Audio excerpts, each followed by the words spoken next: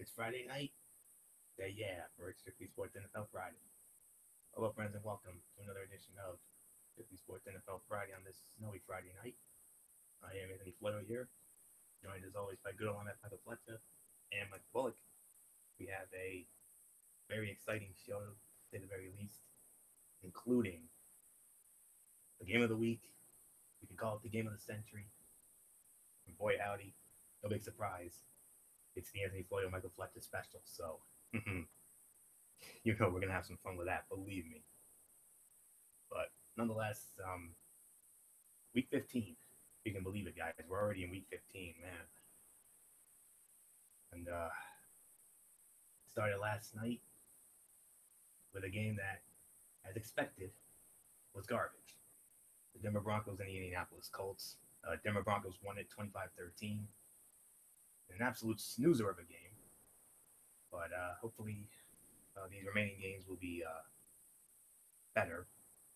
But nonetheless, let's dive on in. And I believe this is the first time this season we're going to be talking about Saturday games. So let's get into this. Started off with a game that will be seen at 4:30 on the NFL Network as part of a NFL Network doubleheader. The Chicago Bears squaring off against the Detroit Lions from Ford Field in Detroit. It'll be Mike Tirico with Hall of Famer Kurt Warner and Heather Cox on the sidelines. It's going to be so cool to see Kurt Warner. I believe this will be the first time he's ever been in the booth. I think he'll do a great job. Lions, 5-point favorites.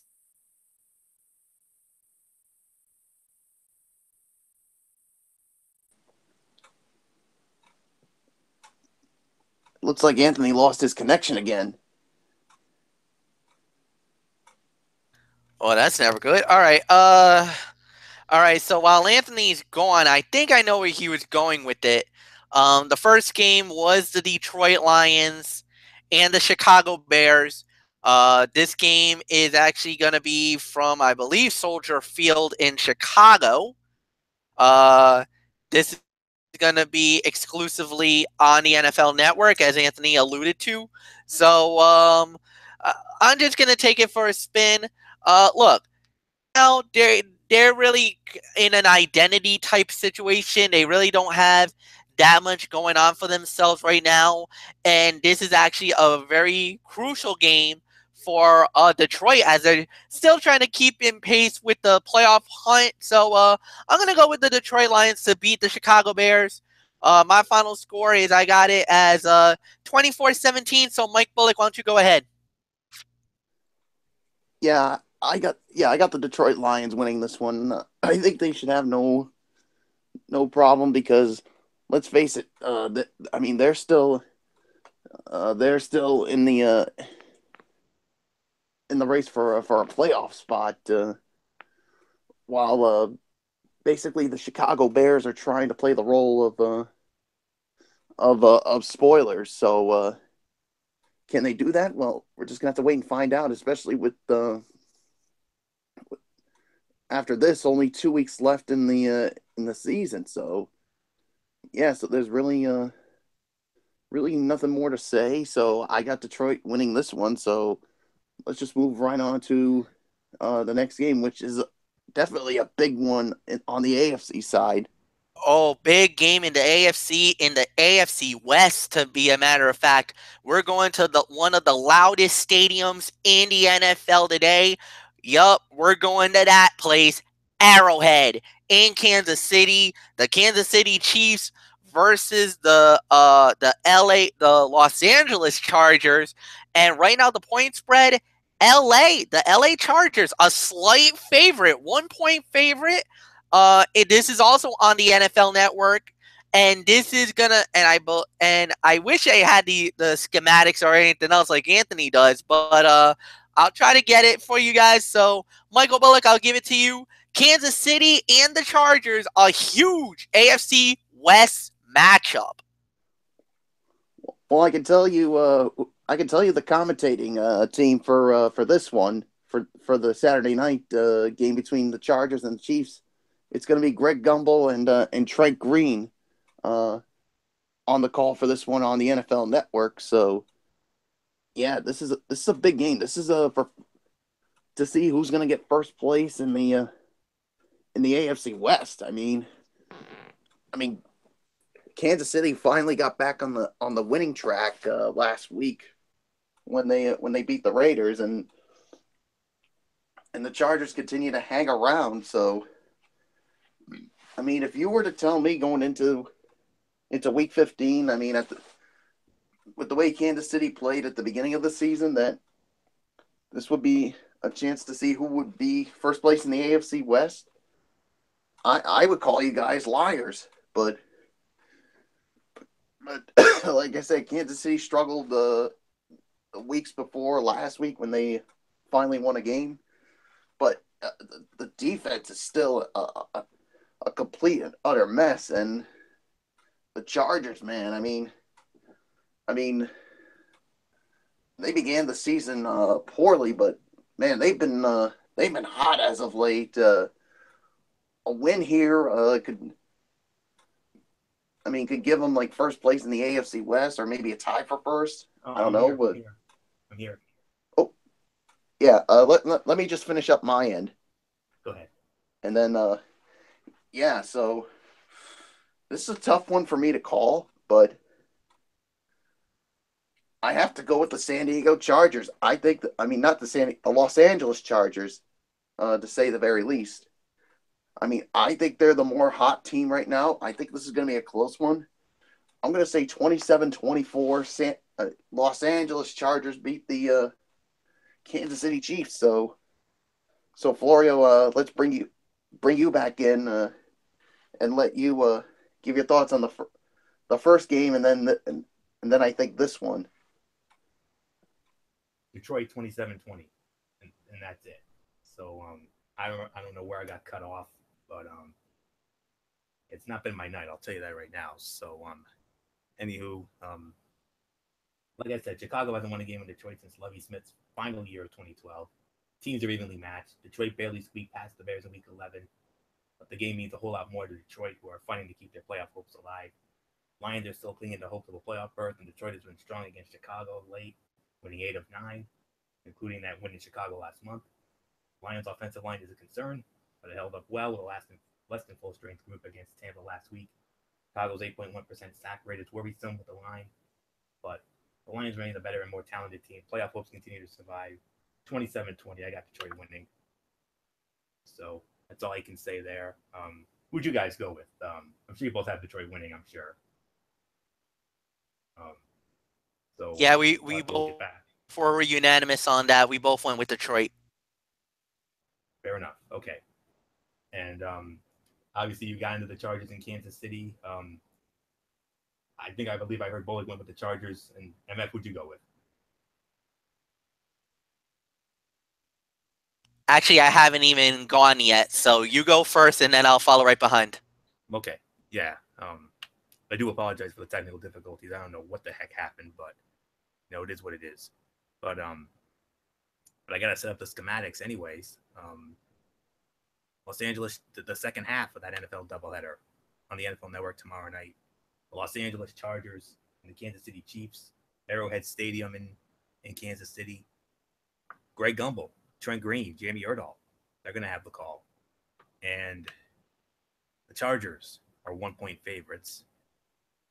And as we recall, these two met earlier in the year. I believe it was back in week number 3, and at the StubHub Center in Carson City, and I believe it was the Chiefs that won that. Yes, it was 24-10. Kansas City came out on top in Carson City. So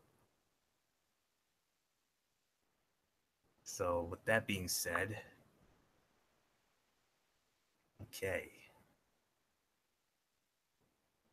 Kansas City still leads the all-time series against the Chargers. Okay, let me see. Find it. Okay, here we go. It is 59-54 with a tie. Um, Chiefs won at Arrowhead last year. You remember it was opening day, that epic comeback, 33-27 in overtime. Chargers last won in KC in 2013, 41-38 shootout. I mean, that was 5 stars to say the very least. And you know this game made our top 5. Came in at number 2. So let's get into this. Last week, the Chiefs virtually eliminated the Raiders from playoff contention. Tried to hang on the AFC West when they host the Chargers on Saturday night. FPI thanks Kansas City favored over Oakland, which ranked 18th in FPI entering the contest. The Chargers are currently ranked 7th in FPI, which means FPI only project the Chiefs to win 53% of the time, close to a coin toss. A Chiefs win would reestablish them as near certain AFC West champions, 95% favorites. A loss wouldn't eliminate them outright, but would drop them to a 21% chance. A win would bump Los Angeles to 77% AFC West favorites and give the Chargers an 81% chance at the playoffs overall. Certainly a loss doesn't help either team, but Kansas City would still have a 44% chance at the playoffs should it lose, compared to 17% for Los Angeles. Chargers will have to deal with a loud environment at Arrowhead in a nationally televised Saturday night game, but Phillip Rivers has been there before and will have his teammates ready. Rivers, Keenan Allen, and Hunter Henry face a Kansas City secondary that's giving up 249 yards passing a game, 5th worst in the NFL. So the Chargers should move the football through the air and put up enough points on the scoreboard for the team's 5th consecutive victory. The Chiefs know how to beat the Chargers because they know how to defend Phillip Rivers. They've beaten the Chargers 7 consecutive times because they've intercepted Rivers 10 times while allowing him to throw just 5 TD passes for a feeble passer rating of 68.7. The Chiefs found their game last week just in time for their most important game of the season. But I'm with Brother Bullock on this one. There's no question about this. I got to go with the Los Angeles Chargers as well. They are the hotter team. I would not be surprised if KC won. Certainly not. Especially after what they did to the Raiders. But I got to go with the Chargers. I agree with you, Bullock. 20 to Los Angeles Chargers over the Kansas City Chiefs, continuing this unbelievable role that they have been on.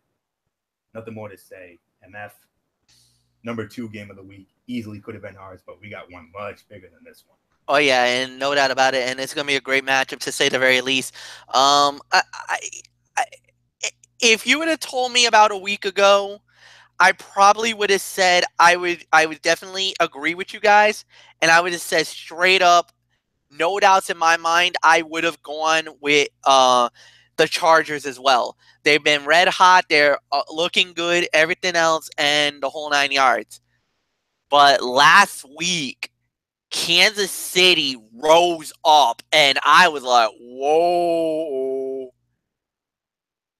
Did they hit their stride again? In the switch? Did they flip the switch? And uh-oh, could we be looking at the Kansas City that was dominating earlier in the year again? I mean, of course, judged and the whole 9 yards. But I'm also going with the fact that with past history, the Chargers don't do good in Kansas City. Kansas City is a lot more dangerous at home than they are on the road. And on top of that, it's a night game in Kansas City. The cold's going to be affected. LA's a warm city team. I disagree. Kansas City wins 27-24. I got the Chiefs knocking off the Chargers. Let's move on to the Sunday slate, guys. What a way to start off the Sunday slate of action. Then another big game in the AFC. Definitely some playoff implications in this one. First meeting of the year between these two, if you can believe it. Buddy Bowl between myself and MF. The Miami Dolphins squaring off against the Buffalo Bills at Ralph Wilson Stadium in Buffalo, or New Era Field, whatever you want to call it. This game will be on CBS. And Beth Mowins, the first woman to call an NFL game. You remember she did that earlier in the year. She'll be calling the game with Jay Feely in Buffalo. And going into the spread, hey, Buffalo a 3-point favorite. Very encouraging. Miami, however, leads the all-time series 59-42 with a tie. Miami swept the season series last year, including in Buffalo. A very wild and crazy 34-31 overtime win in Buffalo. Buffalo beat the Dolphins the year before in Buffalo 2015, 33-17. So that's pretty much all there is to say there. So the rotation got messed up. MF was originally supposed to lead off on that Charger Kansas City game. So Michael Bullock, we're gonna start this one off with you. Miami and Buffalo, big time implications when it comes to the AFC playoff race. And Miami coming off of that unbelievable upset over your Patriots. I know you're still bitter about it, but it is what it is. Yeah, I was just about to say that. I mean, it is what it is. I mean, hey, you gotta give credit to the Miami Dolphins. I mean, they they knew they basically had to win out if they were gonna have any shot of making the playoffs, and this is what they face again. I mean, they gotta go through your team, the Buffalo Bills. So, and I think the one of the big surprises of that game was Jay Cutler. I mean, I mean, who would have expected to for him to perform the way he did on Monday night? And what can you also say about Kenyon Drake? The performance he had, not only running but catching the football. I mean, my goodness. And then that defense. I mean, they just made it tough on Tom Brady, and no third, no, yeah, no third down conversions for the Patriots in that game. So yeah, and the Buffalo Bills. I mean, had to pull it out at the end, beating the Indianapolis Colts. So yeah, this is a big game in the division for playoff, huge playoff implications here. So it's a tough one to call. So where's this game in Florio? In Buffalo, Bullock. Oh, it's in Buffalo. All right. So because of it's in Buffalo, and we know how Miami doesn't fare well. Usually, they don't fare well in cold weather games. And I'm pretty sure it's going to be a cold one on Sunday. So because of that, I have to go with the Buffalo Bills to win this one. I'm going to say 20-17 is going to be my final score. Um, yeah, would I be surprised if Miami went into Buffalo and pull off this pull off a victory? No, I wouldn't be. But in the end, I gotta go with Buffalo. So, Florio, it's yours.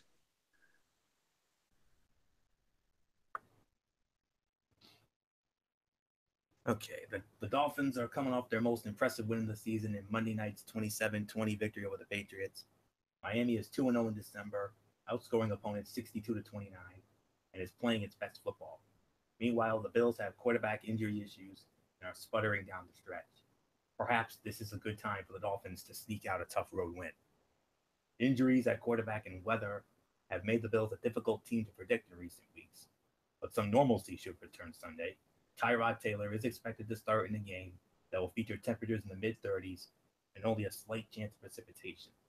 Since week 10, Taylor ranks 35th in yards per pass attempt, 5.13, 28th in completion percentage, 57.8, and 33rd in passer rating at 69.8. Taylor seems to be headed in the wrong direction, while the Dolphins have won back-to-back games. Kenyon Drake leads the NFL with 334 yards from scrimmage the last 2 weeks, while Jay Cutler has posted the 13th best total QBR at 59.4.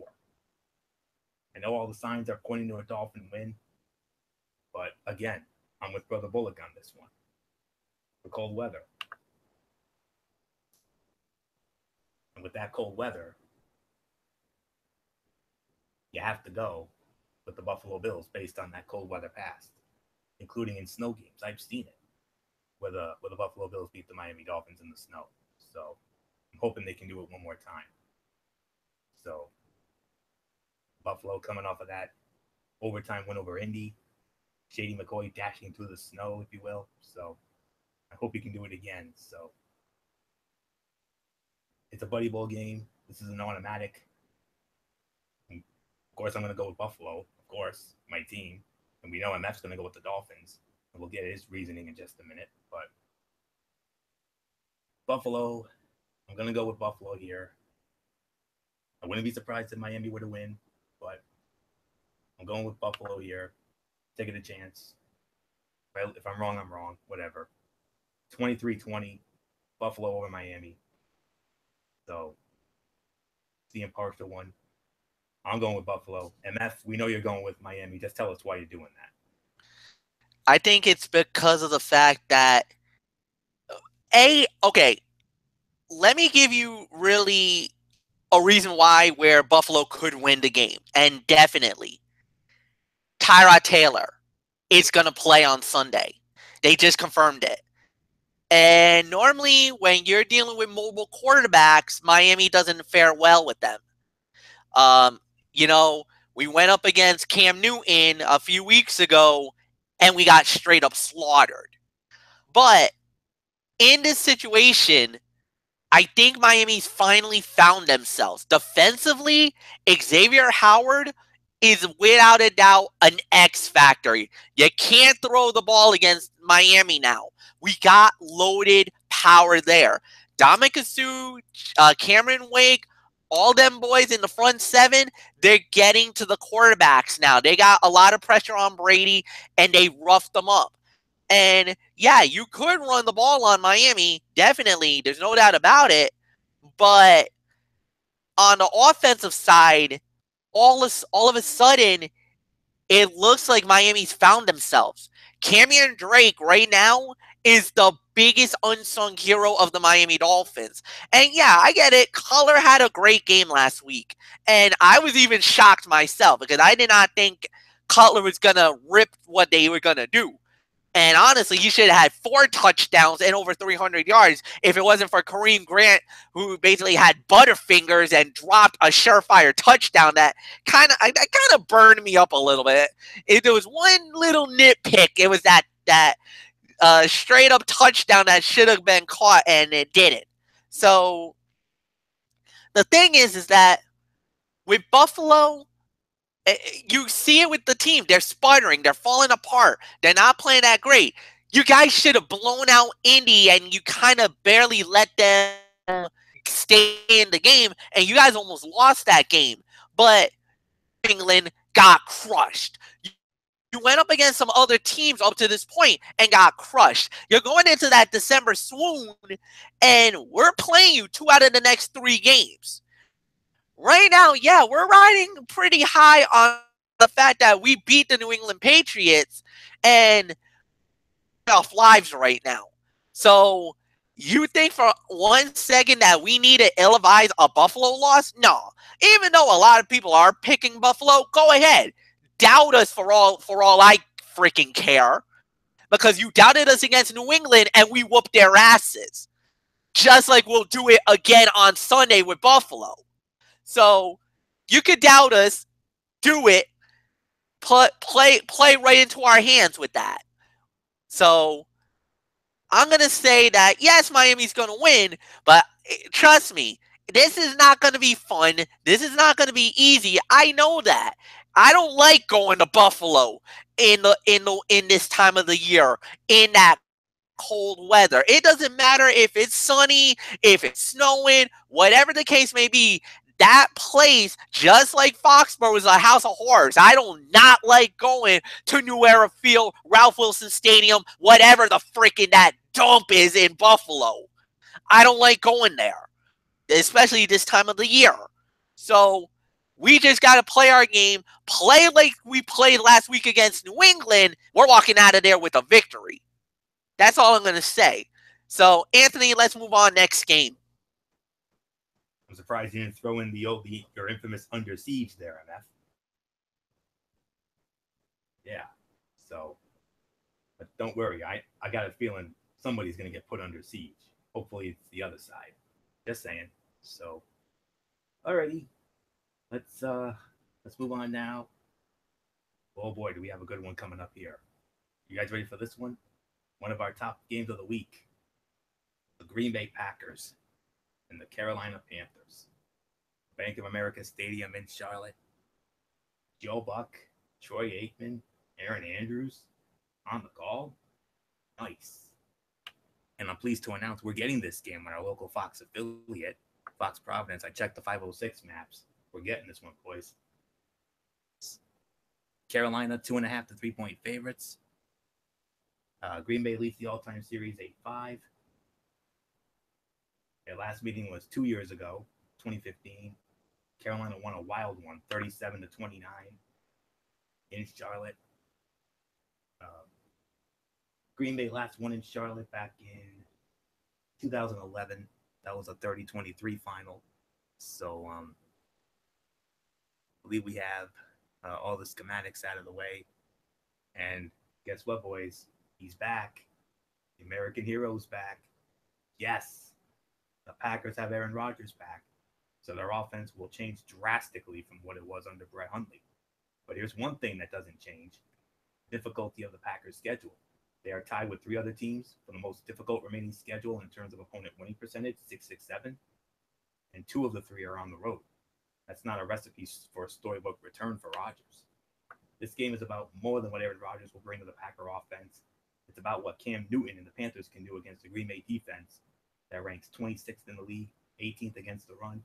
Packers rank 5th in rushing. Jonathan Stewart traditionally has been strong in December and January. He's coming off a game in which he had 103 yards against the Minnesota defense ranked 2nd in the NFL. That and a Carolina defense that sacked Viking quarterback Case Keenum 6 times and had 20 pressures gives the Panthers the edge. It's going to be a close game. It'll be an exciting game, no question about it. And the Packers' glimmer of hope just got a little bigger.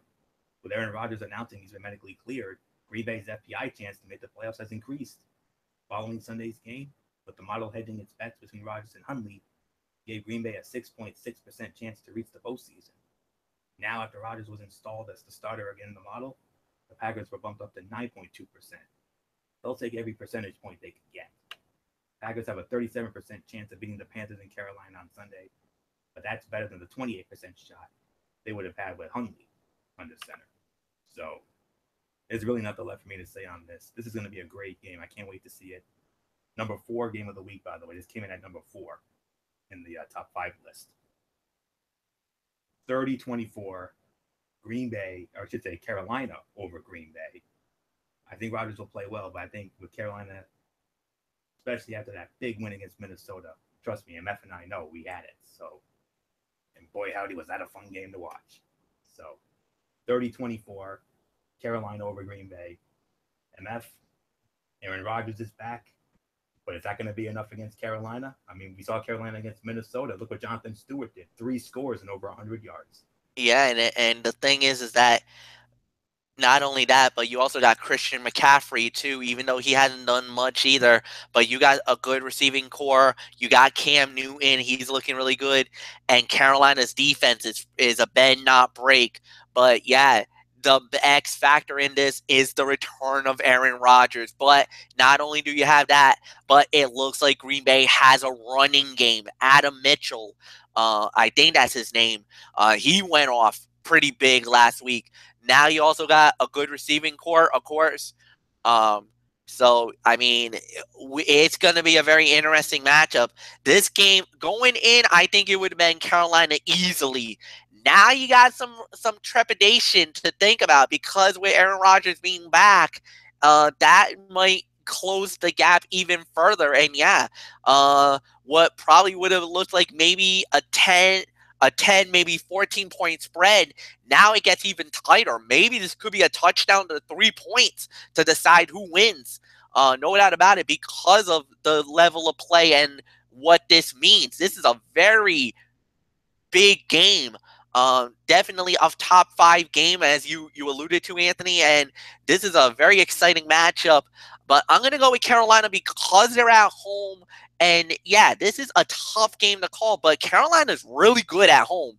I know it firsthand because, like I said, they went up against the Dolphins and straight up bushwhacked them right upside the head on Monday night. So on a Monday night football game. So I think Carolina's the real deal. They'll get the job done.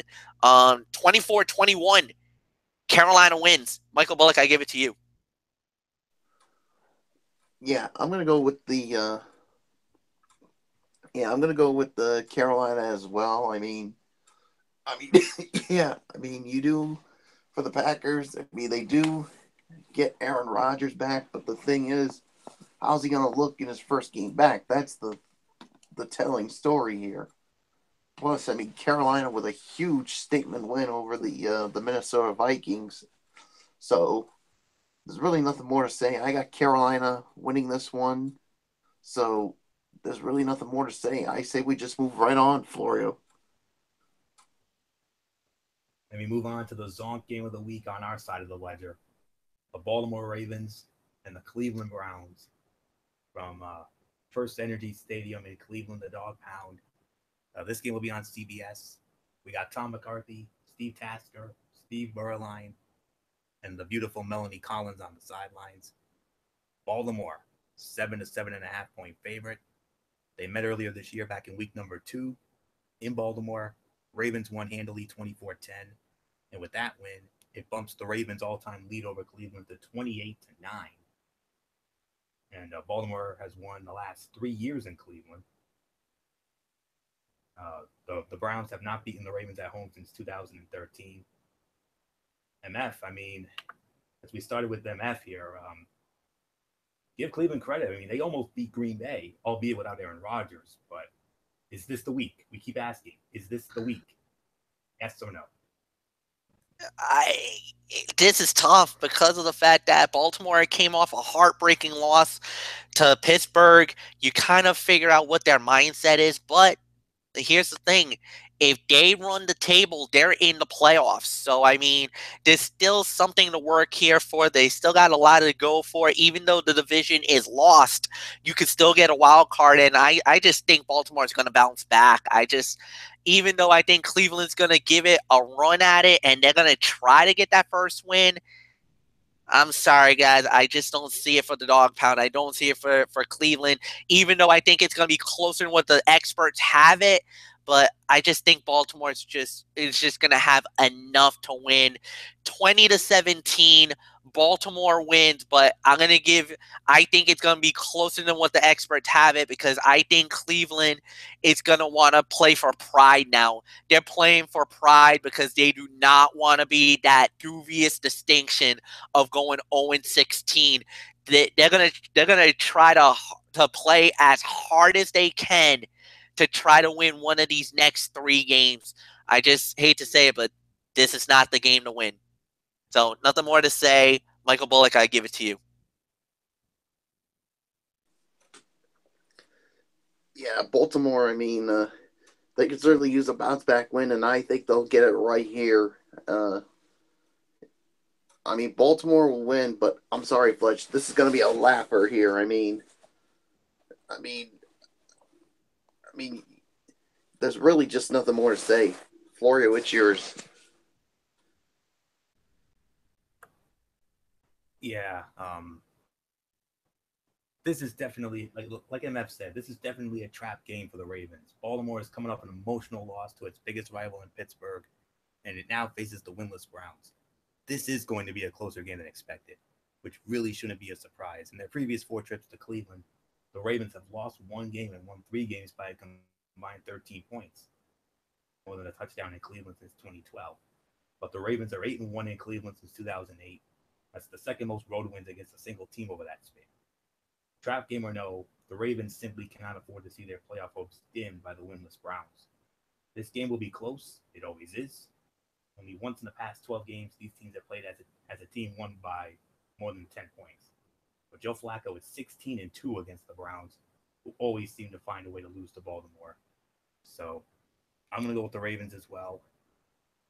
17-13, Baltimore over Cleveland. So with that, let's move on to our next game. Another divisional matchup.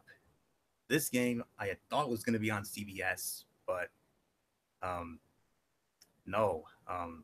this game has actually got cross-flexed over to Fox. The Houston Texans squaring off against the Jacksonville Jaguars at Everbank Field in Jacksonville. And on the call for that for Fox will be Chris Myers with Daryl Moosh Johnston and Laura Oakman. And Jacksonville, huge favorites. They're 11 to 12-point favorites. They met back in week 1, opening day, and Jacksonville went into Houston and pounded the Texans 29-7 to cut Houston's all-time series lead to 19-12. And it also snapped a 6-game losing streak to the Texans. So Jacksonville will look to beat the Texans at home for the first time since 2013. The Texans have won in Jacksonville the last 3 years. So I am trying. Oh yeah, Michael Bullock. It's Michael Bullock who starts off because MF had the last one. So Michael Bullock, Houston, Jacksonville. Houston's out of it. We know that.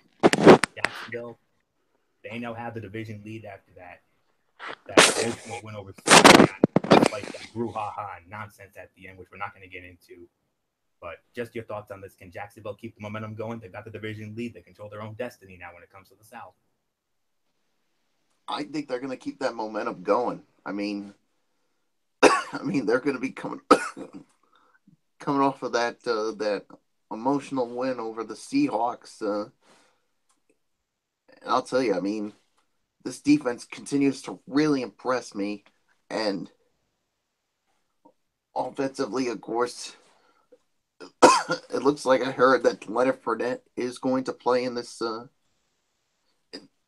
game on Sunday. So that's going to be a huge boost.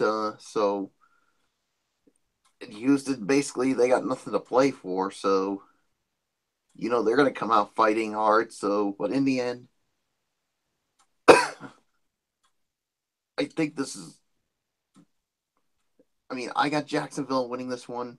My final score, I'm going to say 31-13.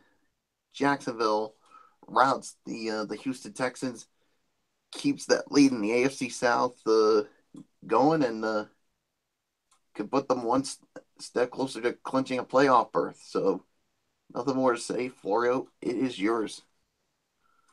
Jaguars may not have 10 sacks on Sunday, but this game could be just as ugly as week 1 for the Texans going against this talented Jacksonville defense.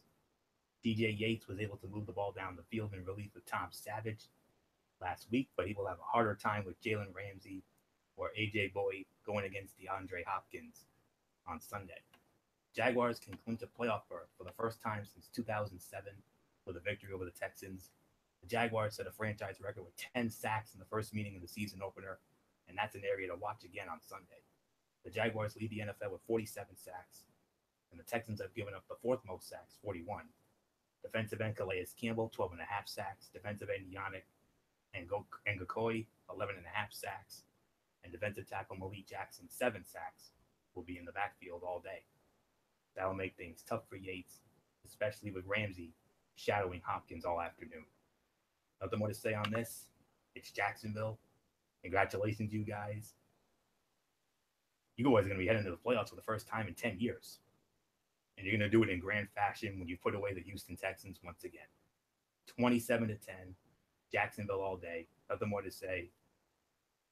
MF, I think the Jags are on their way to the postseason for the first time in 10 years.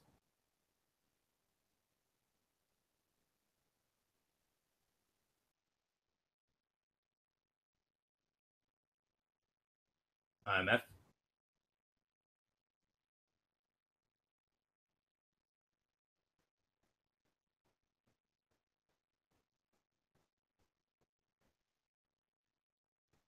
Houston and Jacksonville.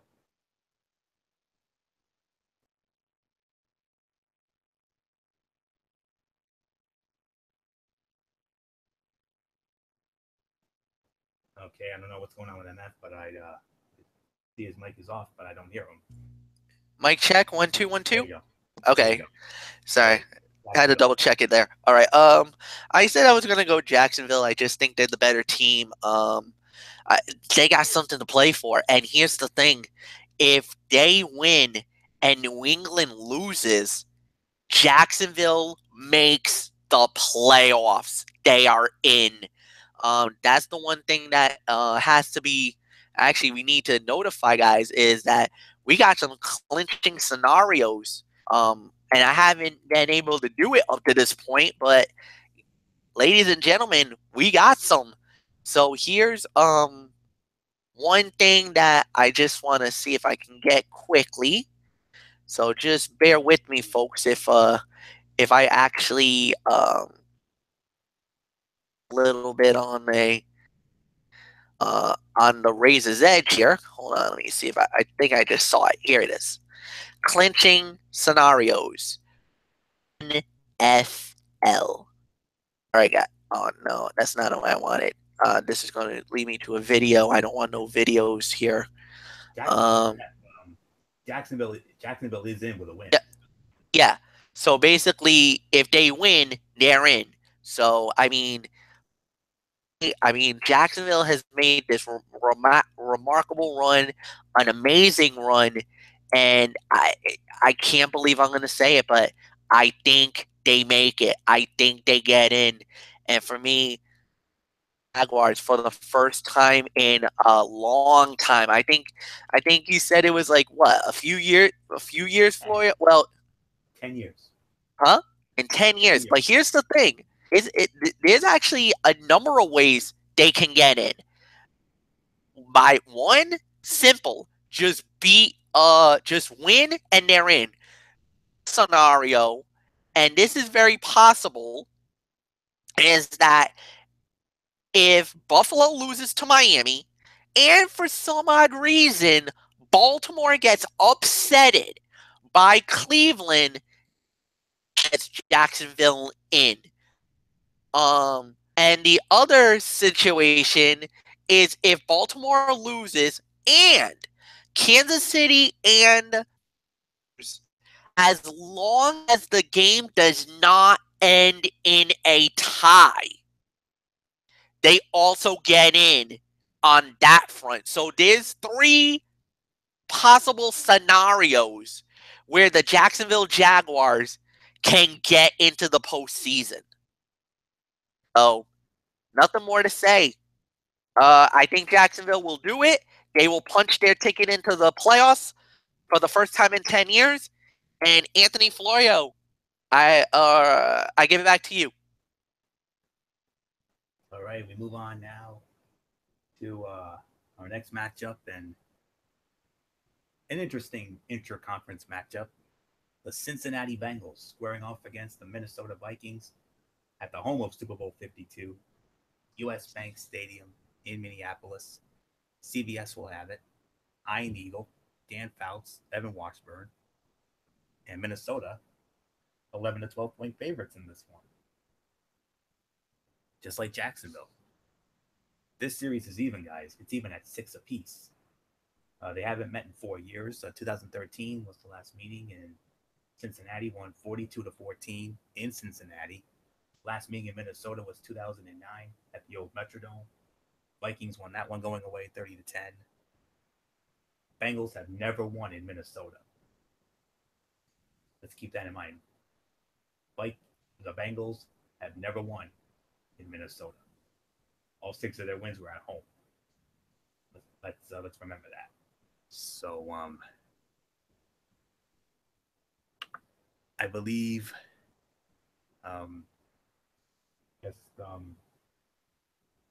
bear with me. Do I start this one off? Or yes, it's you, Anthony, because I finished it. I finished it the last time out. Yes, and that's what happens when Bullock starts. Okay, yep. So it is me. All right. Let's see. Although Marvin Lewis has a good track record against his former assistants, that's not going to be the case against Mike Zimmer and the Vikings this Sunday. The Bengals are dealing with a significant number of injuries and simply looked lost against the struggling Bears last week. The Vikings are a much more formidable opponent than the Bears, and it seems unlikely the Bengals are going to be able to turn things around in a week. Drop passes, poor gap awareness, and struggles in pass protection are uncharacteristic mistakes of this first place team, which is why these players are adamant the issues they had in Carolina were simply a late season hiccup and not something indicative of a larger trend. Despite a plethora of recent injuries, Case Keenum said he's eager to start a new win streak, which begins in a game in which Minnesota can lock up the NFC North and a playoff berth. The Vikings return to US Bank Stadium for the first time since November 19 and will rely on the strength of their home field advantage to cause issues for a Bengals team that's 2-4 on the road this season. 28-13, Minnesota over Cincinnati. They win the North, and they're going back to the postseason. Nothing more to say. MF, very simple for Minnesota. Win, and they're in, and they win the North. Well, yes, that's one scenario, but there's also another one that could also get them the NFC North. That's if Detroit loses to Chicago and Carolina defeats Green Bay. But if those scenarios if that doesn't happen, they can still make a playoffs, but there's a lot they need in order for that to happen. 5 possible scenarios. Number 1, Seattle has to lose. Atlanta has to lose. And New Orleans has to lose. And Minnesota gets at least a playoff berth. Scenario number 2, Seattle has to lose. Atlanta has to lose. And Carolina has to go down. And that gets Minnesota in.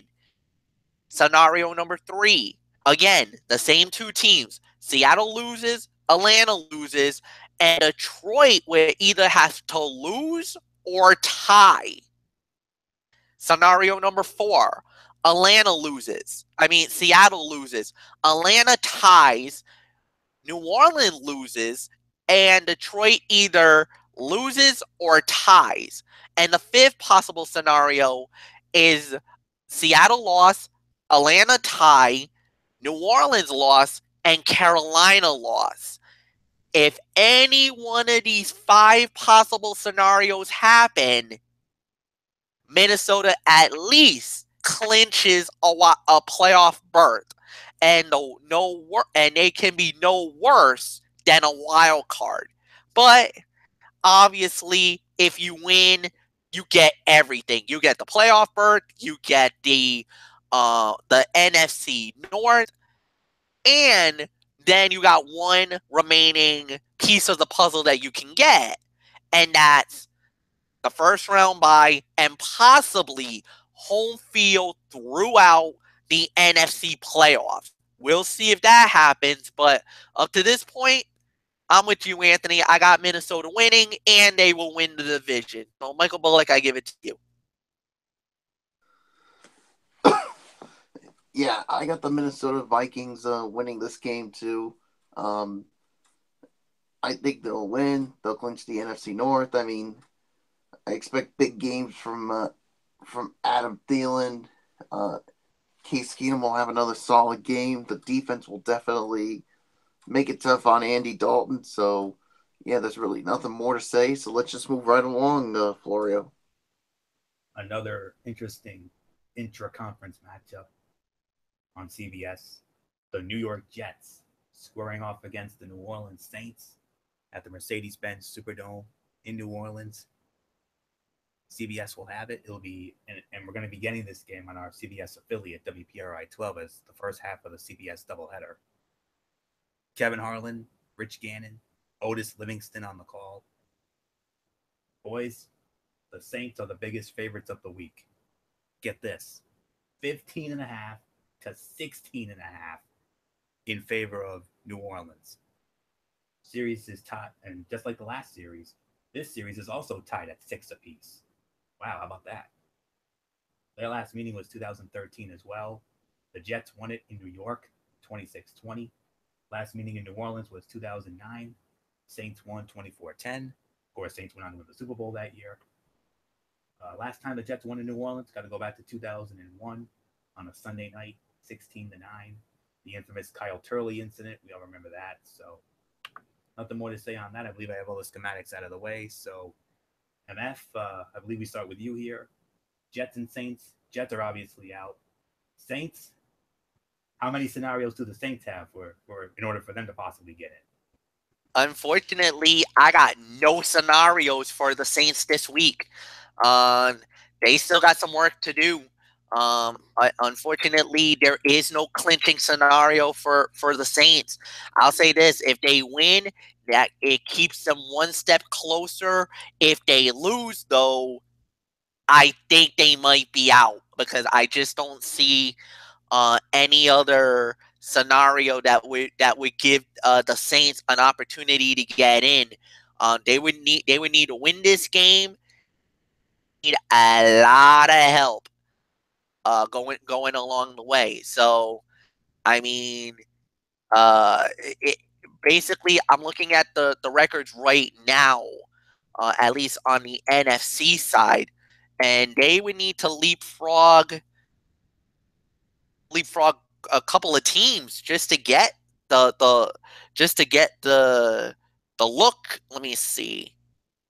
I'm sorry, it seems like my computer is running a little slow at the moment. So it's definitely running a little more slower than usual. All right, here we go. So right now the Saints, they are. Let me see. They're actually division leaders right now. So they basically just have to win out. If they win out, they're in. They're currently holding the number 4 spot in the NFC.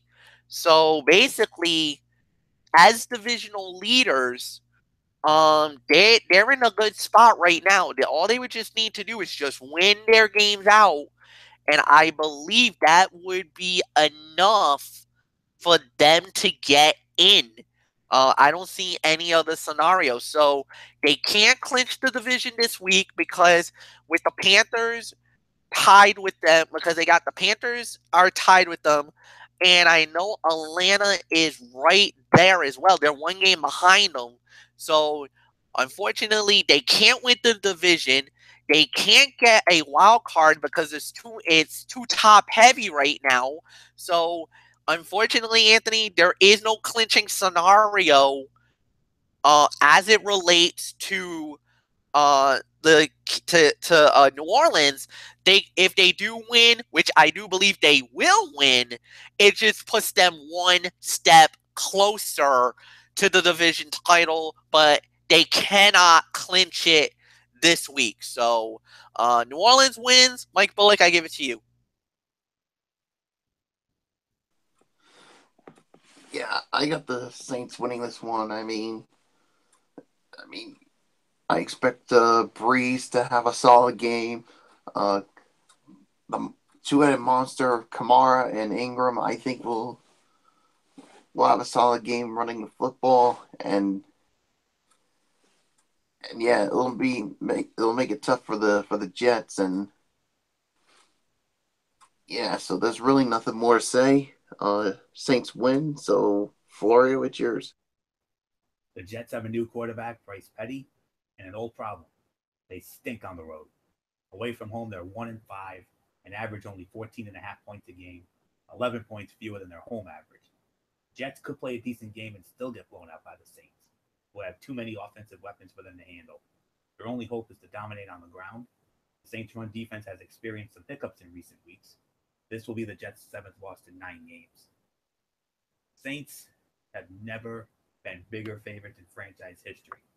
The 15.5 to 16.5, which sounds like a daunting omen, especially considering they lost 2 of the 3 times they were 14-point favorites, according to ESPN Stats and Information Research. But it would be impossible to pick against them with Jets quarterback Bryce Petty making his 5th career start in the Superdome.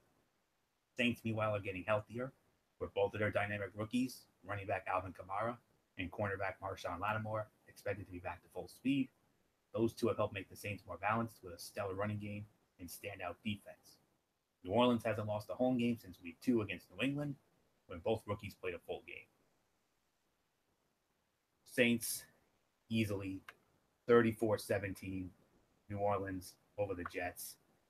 Moving on now This is, to me, this is more of a zonk game, but for the life of me, I cannot understand how this game made the top five. Still beyond me. The Philadelphia Eagles and the New York Giants, MetLife Stadium, East Rutherford, New Jersey. Games on Fox. Tom Brenneman, Chris Spielman, Peter Schrager on the call. Philadelphia, 7.5 to 8.5 point favorites. These two teams already met. They met back in week 3 in Philadelphia. Eagles won that 27-24. So that cuts the Giants' regular season series history down to 83 to 80 with 2 ties. Again, 83 to 80 with 2 ties in favor of the Giants all time. And they split last year. Giants won at home last year. They beat the Eagles in New York 28-23. But the Eagles won there the year before 35-30. So, and this game came in at number 5 in our top 5 games of the week. Still scratching my head. How is a game of this caliber number 5? Beyond me. Michael Bullock, started with you. Philadelphia Eagles. Good news, they won the East. They beat the Rams in a very, very fun game. The bad news is they just lost their MVP candidate in Carson Wentz. Oh, that's such a killer. Yeah, that was such a killer, and I can't help but feel bad for Carson Wentz. I mean, he's worked hard in his second year. Looks like he was one of the favorites to win the MVP, but looks like that's not going to happen now. And now they turn to old friend Nick Foles to basically to the Super Bowl. So that ain't going to be easy. But I think the Eagles should have no problem with the Giants, because the Giants are just basically horrible. Let's be quite honest here. So in the end, I got the Eagles winning this one, and as they basically continue to try to fight to get home field advantage throughout the NFC side of the playoffs. So nothing more to say. Flory, what's yours? What does life after Carson Wentz look like? For the Eagles, it might be better than most think, at least according to FBI. Yes, it hurts to lose a player of Carson Wentz's caliber, but they have a not terrible backup in Nick Foles, and that suddenly matters quite a bit. FPI accounts for changes at quarterback and adjusts team ratings accordingly. Since the model is displaying team strength going forward, following the Patriots' loss on Monday Night Football, FPI still thinks the Eagles are the most likely team to win the Super Bowl, even with Foles at 26%. Center Jason Kelce and left guard Stefan Wisniewski are both dealing with ankle injuries, while Jason Peters, replacement at left tackle, Hala Pulavati Vaitai, has been shaken over the past couple of games. Nick Foles should be concerned about his blindside protection. That's not ideal for his first start of the season, especially since it's coming on the road. The defense, though, will rise to the occasion. Nick Foles is starting for the Eagles. Doesn't matter. The Giants have the NFL's worst defense. Philadelphia and Foles will find plenty of success this week. All they need to do is reach 20 points, and they're in good shape. The Giants have topped 20 points just once in their past 7 games, and that was with a last-second touchdown in a blowout loss to the San Francisco 49ers. They won't do it against this Eagles defense. 27-13, Philadelphia, all over the Giants. Nothing more to say. MF, the Eagles have already won the East. Are there any possible scenarios for them to wrap up the home field or no?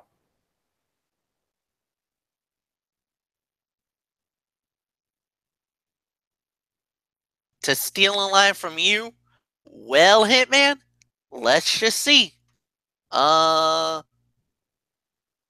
Philadelphia Eagles. Let's see clinching scenarios in the National Football League for the Eagles. All right. Yes, there is. There's a couple of scenarios that they need. Number one, for them to get the first round bye, simply win. So if they win on Sunday, then they get it. Plus, if there's a chance that there's a tie, which you never know, but hopefully there isn't. But if there's a tie, then the Eagles can still get the first round bye by Los Angeles Rams lost or tie, a New Orleans Saints lost or tie, Carolina Panthers lost or tie. There is one other thing. If the Eagles win, Minnesota loses. A comment if, and this has to happen, if the Eagles win and the Minnesota Vikings lose, then not only does the Eagles get the first round bye, but they will also get the home field advantage throughout the NFC playoffs. All roads leads through Lincoln Financial Field in Philly if that scenario happens. If the Eagles win and Minnesota loses on Sunday, we have all roads to the NFC playoffs will go through Philly. I think that will happen. I got the Eagles winning. They'll at least get the first round bye. Good chance at winning at getting the home field throughout, but we'll wait and see there. So nothing more to say. Michael Bullock, I give it to you.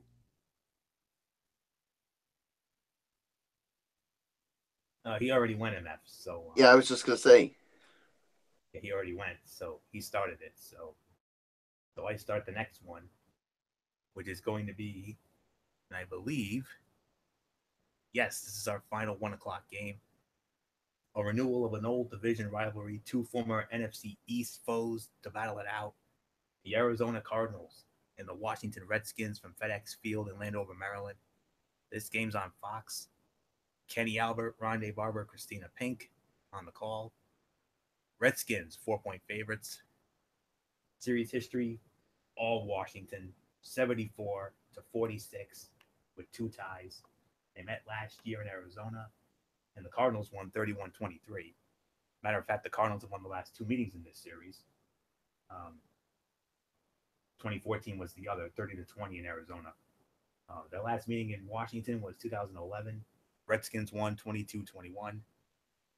Redskins have owned the Cardinals in Washington over the years.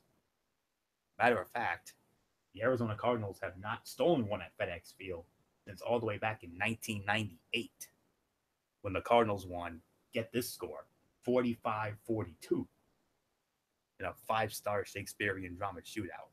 So that's all there is to it on that. Meaningless game here. I don't believe there's going to be any sort of scenarios in this one. So Arizona has run for more than 100 yards in each of the past 3 games, while Washington is giving up 122 yards a game this season. But Arizona will be playing 2 new starters on the offensive line, and left tackle Will Holden and right guard Evan Baum, who are replacing Jared Veldier and Earl Watford. Last week, quarterback Blaine Gabbert was sacked 8 times, part of 15 sacks in the past 2 weeks. That number isn't likely to go down this week with 2 new starters. The Cards have won east of Arizona just once this season in Indianapolis in overtime. That won't change this week. Washington should win this game because it's playing a team that is equally banged up and using a backup quarterback. But the Redskins have looked dreadful the past 2 games, and it's not just because of injuries. The key matchup on offense will be handling Arizona and Chandler Jones and his 14 sacks. Defensively, the Redskins have done a bad job versus the run, 4.84 yards a carry the last 4 weeks. That will be the key. If they can slow Arizona here, they'll feast on third down with pressure. Linebackers Ryan Kerrigan and Junior Gillette in particular. Gillette has been getting close. It's time for him to get home. Redskins win. It'll be an ugly one. I'm going to go 17-14. Washington over Arizona. Nothing more to say.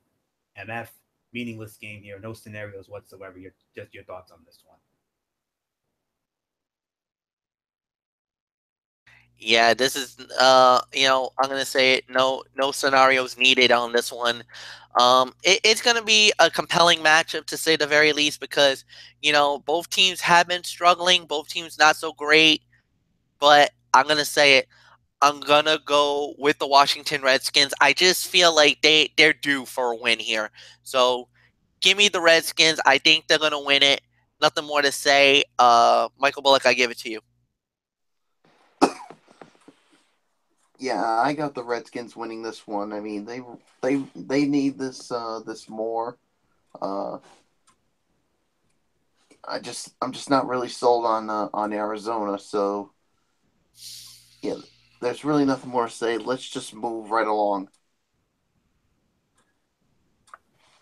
And gentlemen, get ready. These next two games are as huge as they can be. These next two are going to be so fun to get into as we start our 4 o'clock games. And we started off 1 4:05 game. Don Fox. Boy, howdy, is it a big one. The Los Angeles Rams squaring off against the Seattle Seahawks at CenturyLink Field in Seattle. Fox will have it. Kevin Burkhardt, Charles Davis, Pam Oliver. Seahawks 1 to 2.5 point favorites against the Rams. These two teams met earlier this year. They met back in week number 5. MF and I should know we had it, believe it or not. First time ever we did an NFC game, and boy, howdy, was it a good one. And we had a lot of fun doing it too. Sure did. Seahawks won it 16-10. So with that Seahawk win, it increased their regular season series lead over the Rams to 23-15. They met in Seattle. When it comes to last year, both teams won at home. Seahawks won in Seattle 24-3. Rams stole one in Seattle the year before, 2015. That was a 23-17 final. And this game, by the way, came in at number 3 on our game of the week. So this is basically the game of the week in the NFC. So really nothing more to say here. MF, Rams, Seattle, in Seattle, NFC West on the line. I'm sure you've probably got a list of scenarios longer than Woody Page's arm, for goodness sakes. Actually, Anthony, no. I actually don't. There's only one scenario, one major scenario, and that's actually about the Los Angeles Rams. For Seattle, if they win, it's good for them because it keeps them in pace with everybody else in the division, in the race, and the whole 9 yards. But they cannot clinch anything this week. However, for the Los Angeles Rams, there is a scenario that will get them into the playoffs. And yes, I'm saying it. If they get this scenario and it needs to go letter by letter, all this,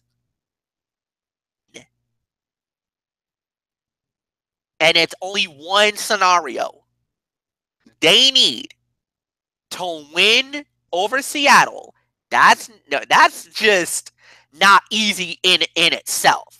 But here's the other scenarios.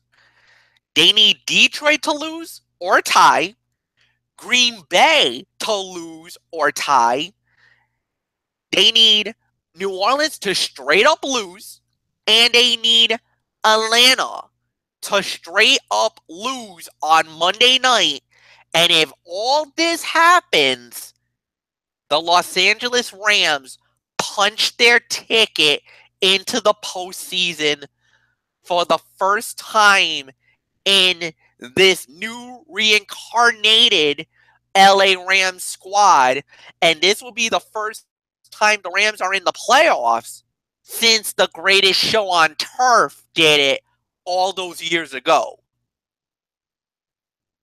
This is unbelievable if the Rams make it. If the Rams get into the playoffs, I honestly, none of us had them even making the playoffs back in August when we were doing our preview show.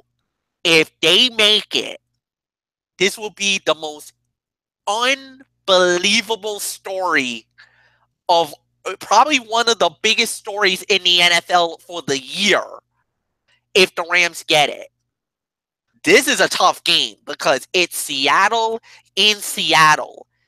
This is never easy to do. A couple of teams have done it. It's not like that Seattle's indestructible. Absolutely not. They have lost at home. It has happened. But with the way Seattle's been playing lately, I don't think the Rams have enough weapons. It's going to be just as close as the first game was.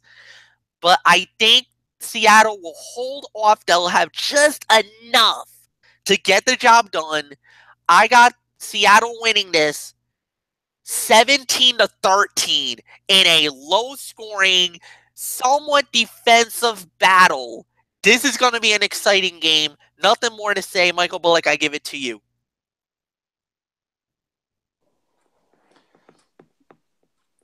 Yeah, this is going to be an exciting game to watch here. I mean, I think the defense is really gonna rule the roost here. But yeah, the LA Rams win, and they're in the playoffs for the first time. Well, the Rams are in the playoffs for the first time since, in quite a while, I should just say. So, yeah, I mean, like you said, Fletch, going into the season, we didn't even have the Rams making the playoffs. I think we basically had them basically third place. I mean, third place, if I'm going to be quite honest here. So, but yeah, I mean, this is surprising. I mean, Sean McVay, I think, has got to be the coach of the year. With what he's done to turn this team around. So, but in the end, I have to go with the Seahawks to win this one. I'm gonna go 20-17. They beat the LA Rams. So, Florio, what's yours? Another divisional matchup, sure to swing the fortunes of the teams involved, will take place in Seattle on Sunday afternoon. The Seahawks currently trail the Rams by a game, but a win would pull them level and give them the head-to-head tiebreaker, having already beaten Los Angeles in Week 5. FPI has Seattle at 66% favorites in the game, and should they prevail, the Seahawks would become 69% favorites in the division and have an 83% chance at the playoffs. A loss drops those numbers to 3% and 27%. Los Angeles would become 98% favorites to win the NFC West with a victory, and a virtual lock to make the playoffs at 99%. But a loss would drop the Rams to 31% and 74%. The Rams are the better team. And I disagree with you guys. They're going to show it Sunday. The Rams lost to the Seahawks earlier this year, but they outgained them by 134 yards in that game. Russell Wilson is a legitimate MVP candidate. The Rams have done a decent job of containing him in recent years. The Rams have the NFL's second highest point differential and are a lot healthier on defense. Big key right there. This will be the game in which they essentially lock up the division. It takes a particularly bad matchup to pick against the Seahawks in a December home game, but that's what they're facing Sunday at CenturyLink Field. The Rams may be the NFL's most complete team. They're also much healthier than the Seahawks. Yes, the Seahawks held them to 10 points in a 6-point win in October, but they needed 5 takeaways and a drop pass in the end zone to do it. That was with a defense that was still mostly intact. Already missing Richard Sherman and Cam Chancellor, Seattle could be without linebackers Bobby Wagner with a hamstring and or KJ Wright with a concussion. The team's leading tacklers. It's a lot to overcome against an excellent offense, even at home. I'm sorry, boys. I disagree. I got the Rams. I'm going the Rams. My final score, 24-21. Los Angeles defeats Seattle in what should be a very exciting game without question. Gentlemen, you ready for the main event?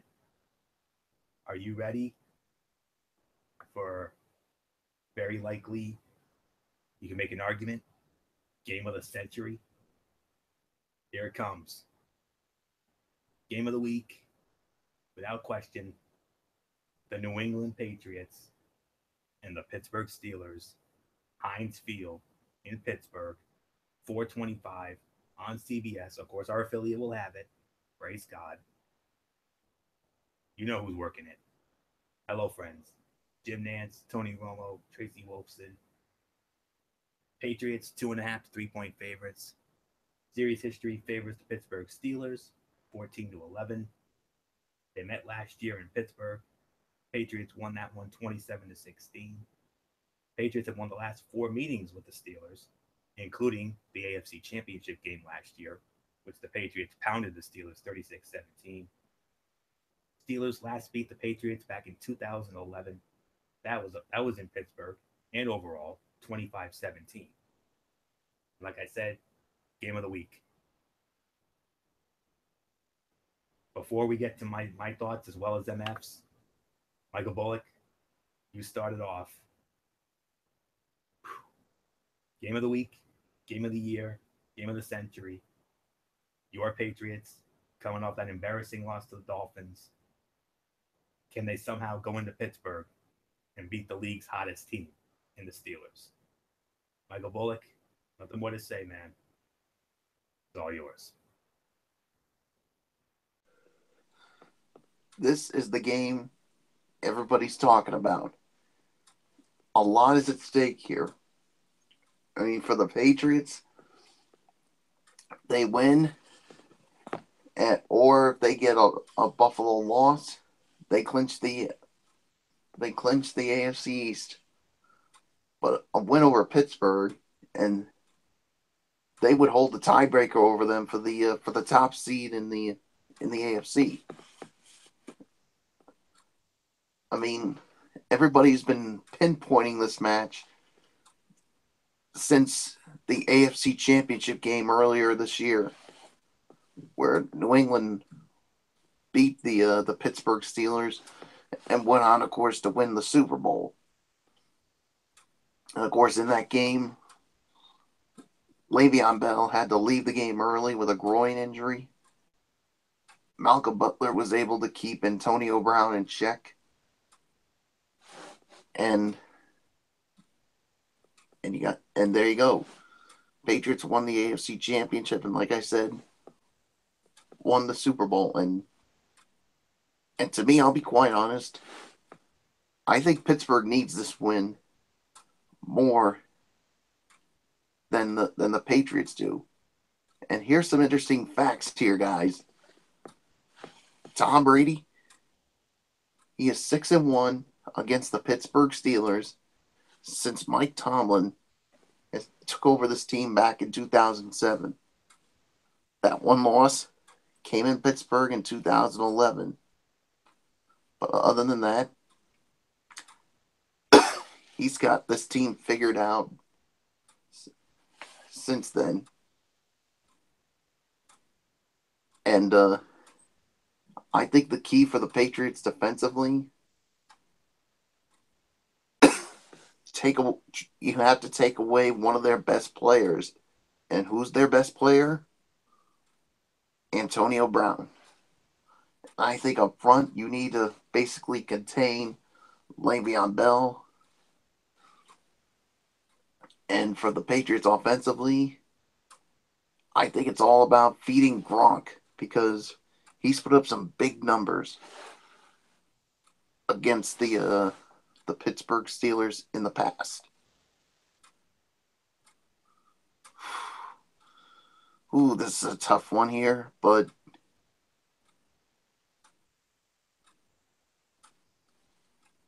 in the end, I think the Patriots will win this one, continue their dominance over Pittsburgh. I think this is going to be a 5-star classic, chock full of Shakespearean drama.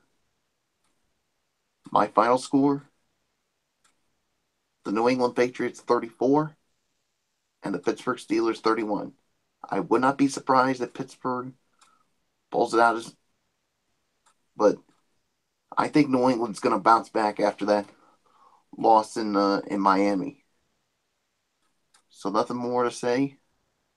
Florio, it is yours. While neither team's participation in the playoffs is in doubt, who claims the number 1 seed in the AFC in the home game in a potential AFC Championship game rematch definitely is.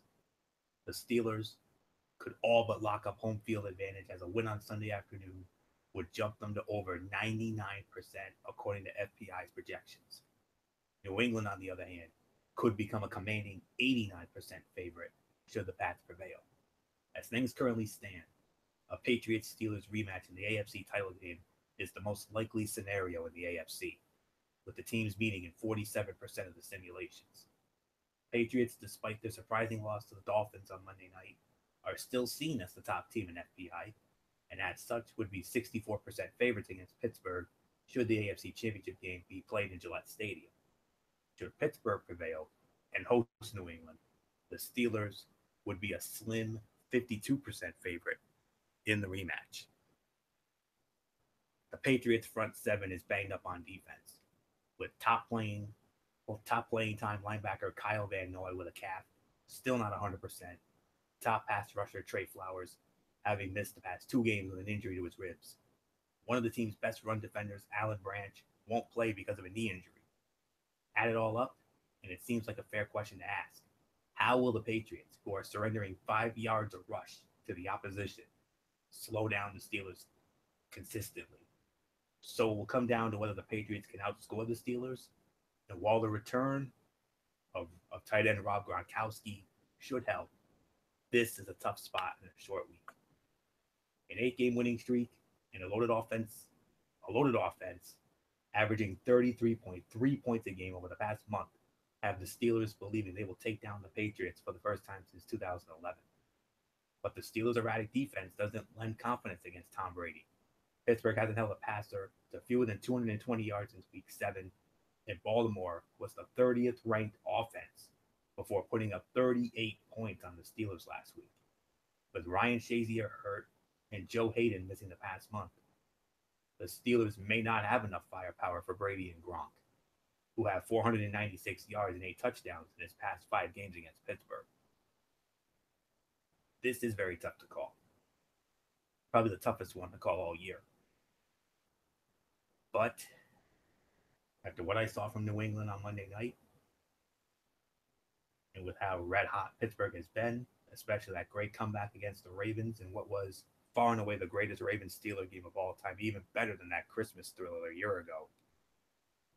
And with this being in Pittsburgh, I'm sorry, Bullock, I got to disagree with you again. I'm going with the Pittsburgh Steelers. I'm going with the Steelers to pull it off. 34-31, 5-star Shakespearean drama classic, game of the year, game of the century, whatever you want to call it. That's all there is to it. 34-31, Pittsburgh over New England. Hello, friends. Nothing more to say. Good old MF, Michael Fletcher. Come on in. Our game, man. We have done so many of these games over the years. Yes, we have. This one, without question, has the feeling and the making of a game of the century. Nothing more to say except do that thing I like. First off, before we do anything, clinching scenarios. Michael Bullock said it best. If the Patriots win, they've won the AFC East. If Buffalo loses to Miami, New England wins the division. New England can clinch a wild card spot by only needing Baltimore to lose on Sunday. For Pittsburgh, they are already the winners of the AFC North. They won it last week when they beat the Baltimore Ravens on Sunday Night Football. They can get a first-round bye by winning or by getting a tie with New England and Jacksonville has to lose. The final factor, and this is the most important one, and Pittsburgh, listen up. With a Jacksonville loss or tie and a Pittsburgh victory over the Patriots, not only do you get the first round bye, but you get home field throughout the AFC playoffs. That means all roads will lead through Heinz Field in Pittsburgh. And Anthony, get ready because we might be spending a lot of time in Pittsburgh if that's the case, because the AFC Championship game, we might be heading to Pittsburgh if this scenario happens. So, now, the nooks and cranny of the game. New England definitely got walloped by Miami last Monday night, and I think a lot of people did not see that coming. Except if you are a Miami Dolphin fan. But the rest of the league did not see this coming. The way you got to beat New England is exactly the way Miami beat them. By getting to that line, roughing up their receivers, and getting to Tom Brady. That's the way you got to beat the Patriots. If they try to run the ball, stack the box 7-8 deep, and limit the runs. You know the Patriots will get yardage downfield. Okay, that's fine. You cannot let them get the home run balls. That's the one that goes deep downfield. Only maybe 2 or 3 times the whole night Miami let New England get away with that. But a majority of the night, they were always right on top of receivers and everything else. Pittsburgh is good enough to do that. They can handle that. They can mix that up. And they can give you that kind of situation. What is New England going to do with what I believe is the man who's right now the MVP of the league, Antonio Brown?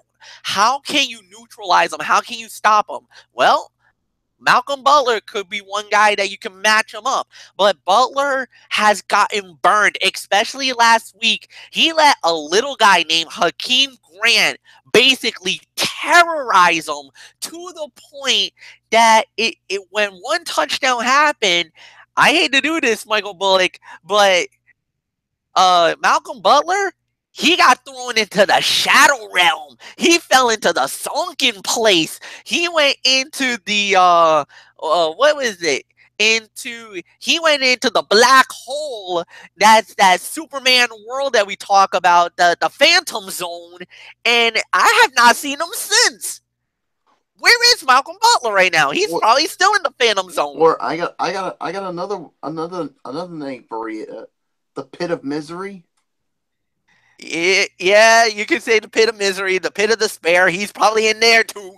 And probably Kaiser Butler's joining him in that Pit of Misery, Pit of Despair. But hey, oops, okay, easy, Mike. I think it's just one of those things, you know. It's just dilly, Michael Bullock, dilly on that. I know where you were going with that. I just caught it too. You read my mind on that. Yes, dilly, my friend. But I was gonna back to the job at hand. But the thing is that, can you get to the offense? Can you get to that factor? Plus, with the Pittsburgh Steelers, there's so many ways that you can get killed. I mean, you got a good running attack with Le'Veon Bell. Ben Roethlisberger, he can give you a lot of yards. I mean, last week you saw he put up over 400 plus in that game in Baltimore, and he was unbelievable in that game. So he can definitely air it out if he needs to, but I know Pittsburgh likes to be more consistent. They don't want to throw the ball 50, 60 times. That's not their style. They want to be balanced. 30 plays rushing, 35 passing. That's how they beat you. They basically wear you down. When they need to throw the ball, they'll throw it. If they need the first down, they go for running attack. And the one thing is, last week, New England got exposed. Miami was able to run the football. They played the balanced game. You know, you had Miami Jay Cutler threw for 263 yards, had 3 touchdowns. You had Cameron Drake have almost 170 yards of total offense because he was catching the ball, he was running the ball. He beat New England up because they wore them down. It wasn't just one little thing. They won on all factors of the game. That's how you beat the Patriots. But with Pittsburgh, there's one major problem that they're going to have. They don't handle the tight ends really well. And Rob Gronkowski is back. And that was the one problem that New England had, is that they didn't have somebody to go down the middle of the field. Anytime they did, they got lit. And that's why when Gronkowski in there, he's the one that can get you the hash marks. So basically, between the hash marks, which is right in the middle of the field, that field is exposed. That's wide open real estate, and that's where Belichick likes to beat you, by putting Gronk right in that middle of the field, and either you have to handle the receivers, or you're gonna have to put somebody against Gronk to handle him, and that's most likely gonna be James Harrison, who's gonna have to handle Gronk because the linebackers normally handles the tight end in that situation. Can Harrison bump and move Gronk out of the positioning enough so that his guys, the front four, can get to Tom Brady? If they can, Pittsburgh wins. If they don't, if they let Brady start playing back and they start playing like, we'll give you the 5 to 10 yards, and you're not going to beat us deep, but we'll give you the short and intermediates, Brady's gonna carve Pittsburgh up like he's gonna roast them like a pig, and that is gonna be a bad sign for Pittsburgh. New England wins that game. Whatever the case may be, it's too many styles, too many looks, too many different clashes, and at the end of the day, I agree with Michael Bullock. I disagree with Anthony Florio. I'm going with the New England Patriots to win this game. Final score 28-27. The Patriots beat the Pittsburgh Steelers. Anthony, I hope I did justice with all that analysis. Oh, you did. Let's move on to the next game. Perfect time for a cool down game as far as I'm concerned, and we have it right here. The Tennessee Titans squaring off against the San Francisco 49ers at Levi's Stadium in San Francisco. This game on CBS. Andrew Catalan, James Lofton on the call. 49ers 1.5 to 2 point favorites, believe it or not. 49ers lead the all-time series 8-5. The last meeting was 2013 in Nashville. 49ers won 31-17. Last meeting in San Francisco, got to go back to 2009. Titans won that one 34-27. 49ers have not beaten the Titans at home since 1999. 24-22 was the final in that one. So I start this one off. Titans haven't done much to convince us they can turn it around offensively before the end of the regular season. 49ers have a new confidence behind Jimmy Garoppolo, and a game on the back end of a road trip against that sort of team isn't typically a recipe for success. But this is close to a must-win for a Titans club in the thick of the AFC playoff race. Marcus Mariota takes care of the football, and the Titans' overachieving defense makes some big plays to pull out a close win late. 49ers protected quarterback Jimmy Garoppolo in their win against Chicago, but not quite as well last week against Houston. This week, they'll need to perform more like the former against the Tennessee pass rush that has 2 games in which it posted 8 sacks in the past 3 games. Given Tennessee's penchant for playing better at home, 5-1, than on the road, 3-4, and quarterback Marcus Mariota struggles away from home, 3 TDs to 11 picks, the Niners actually look well positioned for their first 3-game winning streak since 2014 as Garoppolo mania continues to take hold. But honestly, I don't see it. I think Tennessee's the better team. They got embarrassed by Arizona last week. Game they honestly should have won, but I cannot believe they actually did not even show up for that game. They lost 12-7.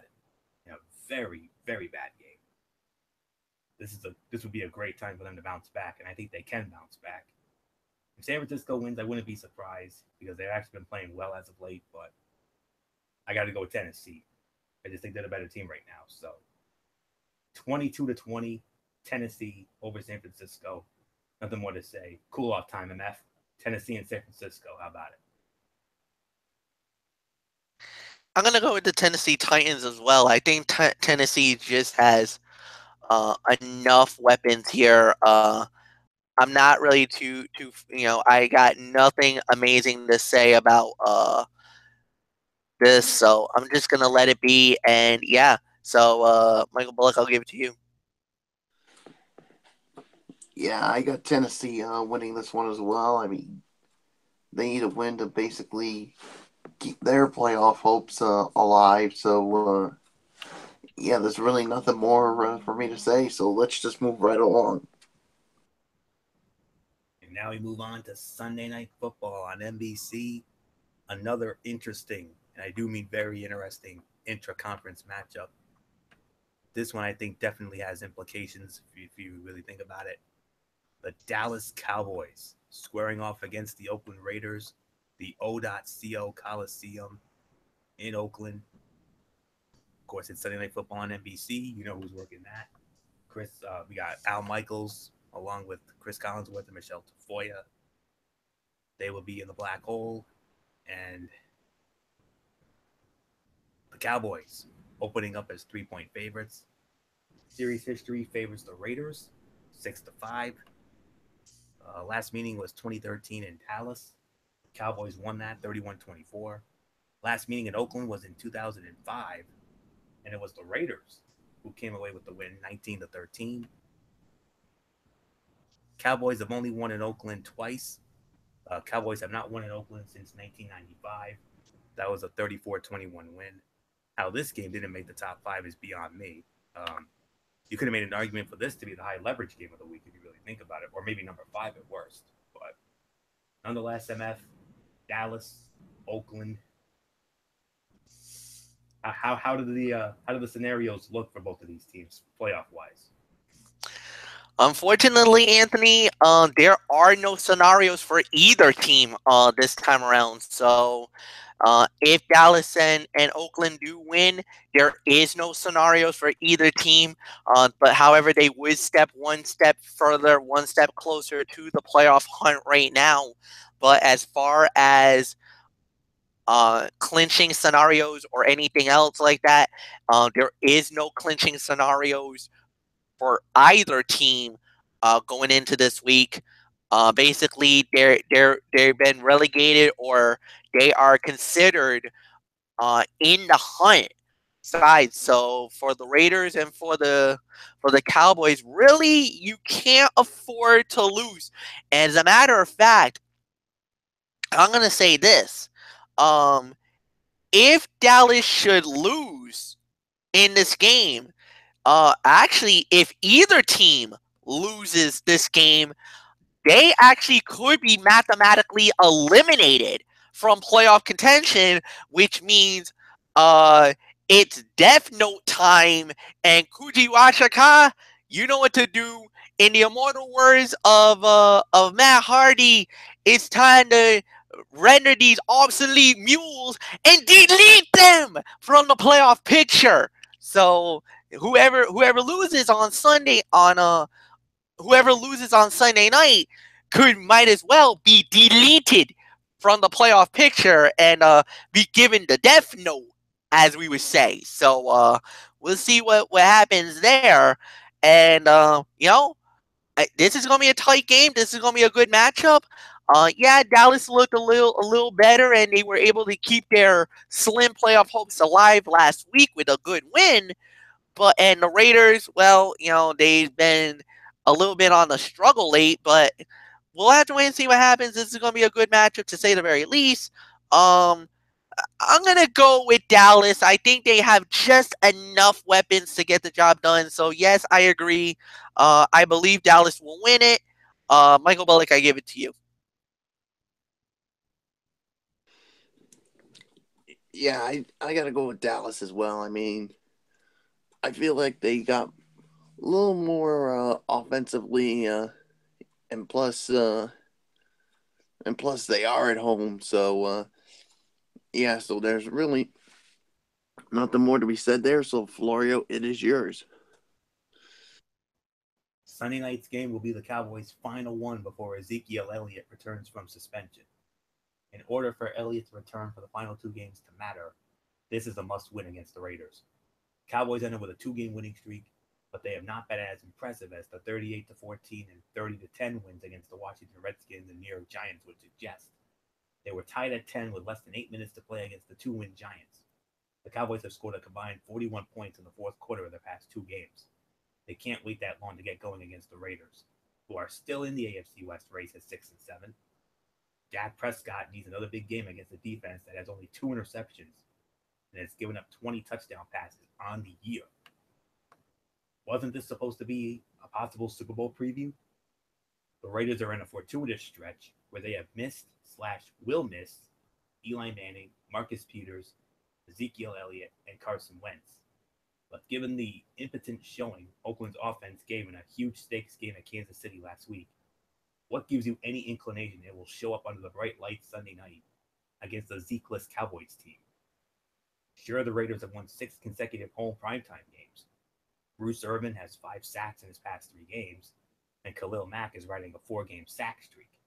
But unless Derek Carr improves upon his 33rd ranked deep passing game, he has completed just 26% of passes that travel at least 20 yards downfield this season. It will not matter. So, needless to say, I'm going with the Dallas Cowboys as well.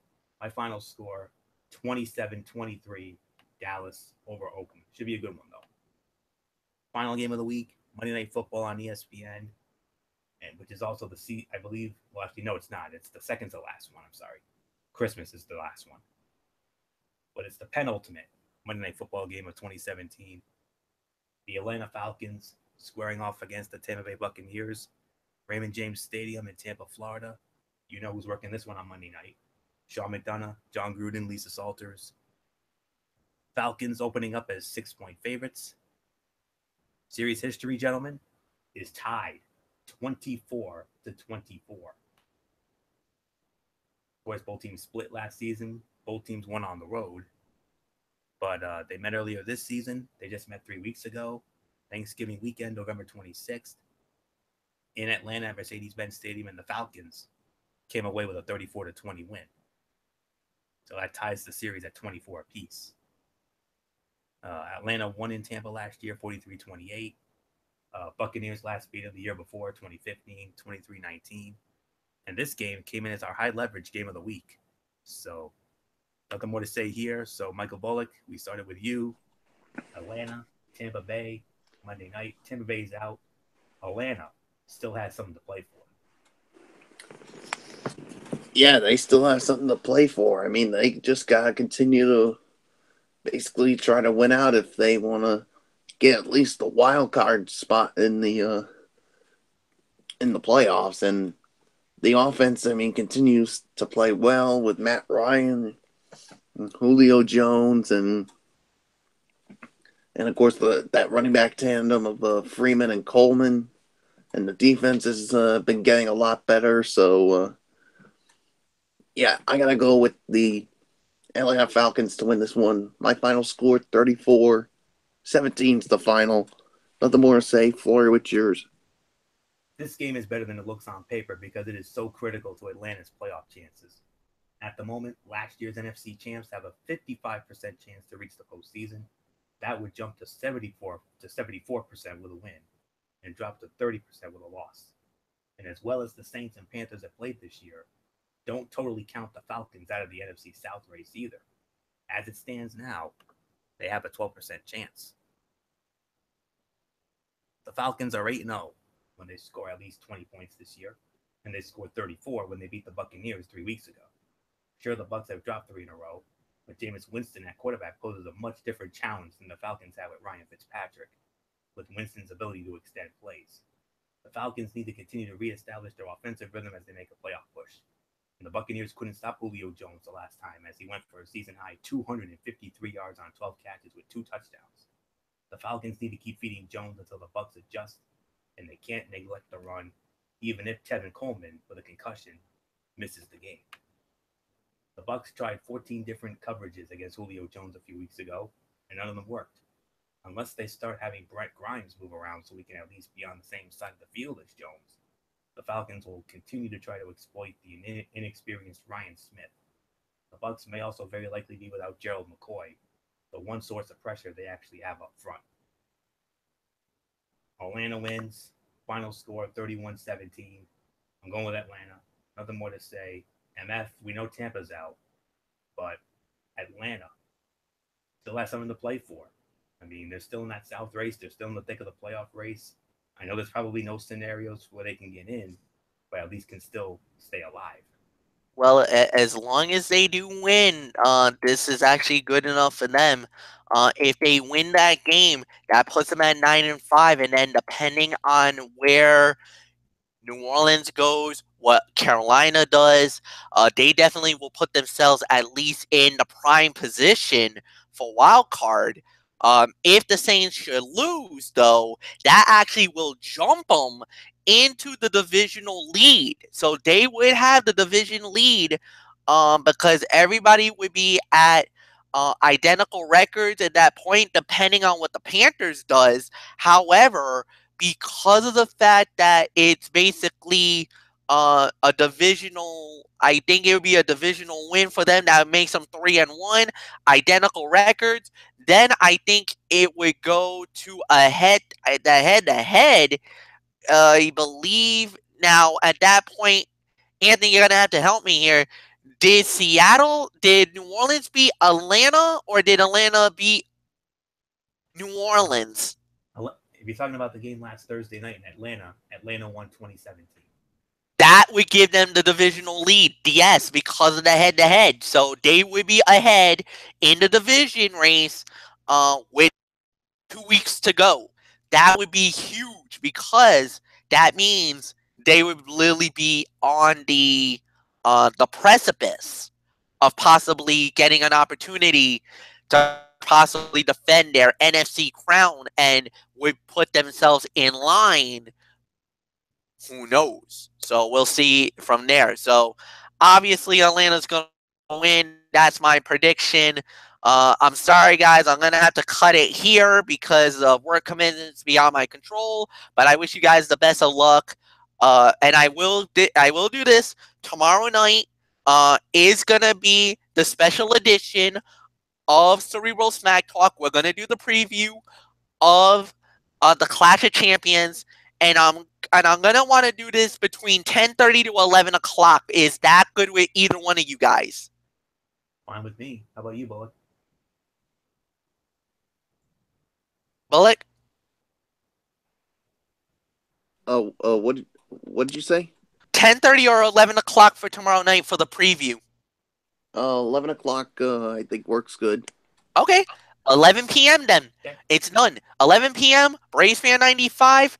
We'll be doing the preview for the Clash of Champions. Gentlemen, good night. All right, have a good one, MF. We'll see you tomorrow night for that show.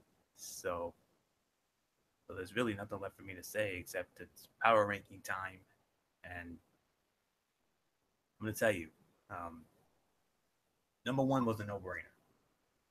Absolute no-brainer at number one.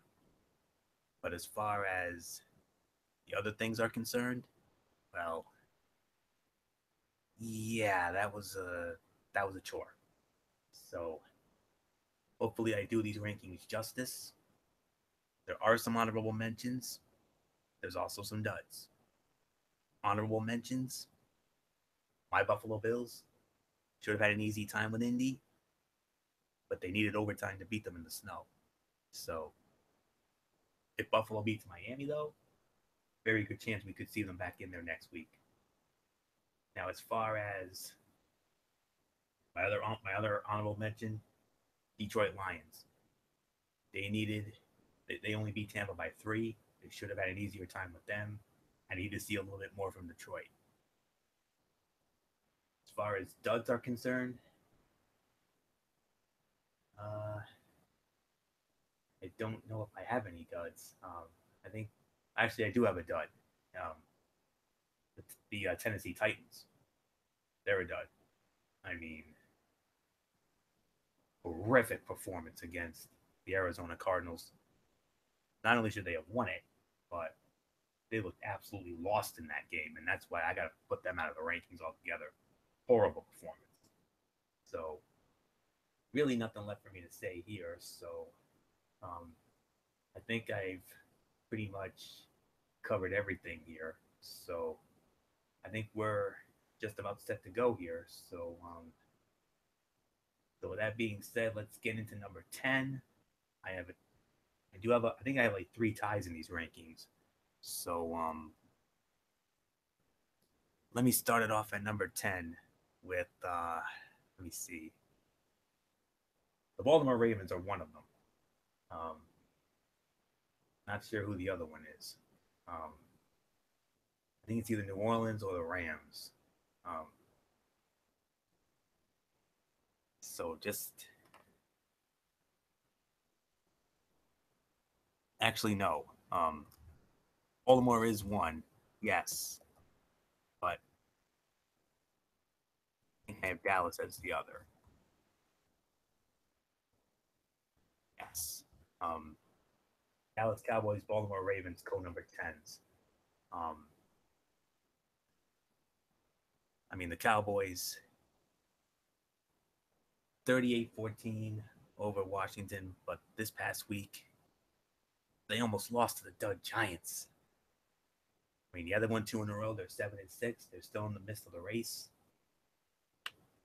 Got the Raiders coming up, but late in the fourth, they were up. They were tied at 10 before they finally woke up and got going. So defense with 2 picks. Dak Prescott over 330 yards and 3 TDs. Rod Smith with a rushing touchdown. Rod Smith had a huge game. 160 all-purpose yards and 2 TDs in the win. And Sean Lee and Jeff Heath with the interceptions. No sacks. So we'll go with Dallas as the first 10. And the other 10, I gotta go with the Baltimore Ravens. They only lost by 1 to Pittsburgh. I mean, they hung with Pittsburgh. Give them credit, they hung with them. But at the end, they just couldn't finish the job. They lost 39-38. Best Ravens Steeler game ever. Even better than the Christmas game last year. Defense with 1 sack and 1 pick. Well, actually, no, the defense sacked Roethlisberger 3 times. Flacco, 2 TD passes, threw a pick, got sacked once. Alex Collins, 120 yards rushing. Javarius Allen with 2 rushing touchdowns. Very impressive performances. Receiving game needed a little work, but that's all right. Terrell Suggs, Tony Jefferson, half a sack, Anthony Levine Sr. with a sack, and I think that pretty much covers that. So co-number 10s, we have the Dallas Cowboys and the Baltimore Ravens. So, Michael Bullock, what do you say to that? What do I say? I say I agree with you. The Dallas Cowboys and the Baltimore Ravens are my number 10 as well. So let's move right along to number 9. Okay. Number 9.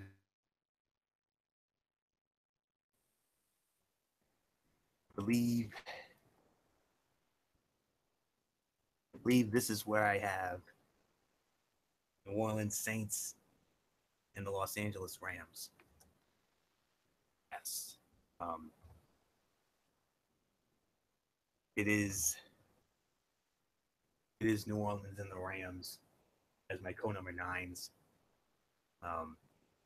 Both teams losing tough games, but they lost close.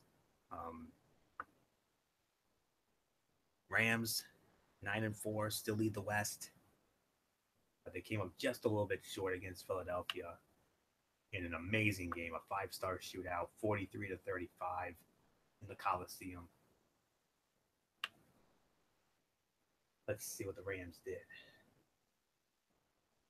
2 sacks and a pick.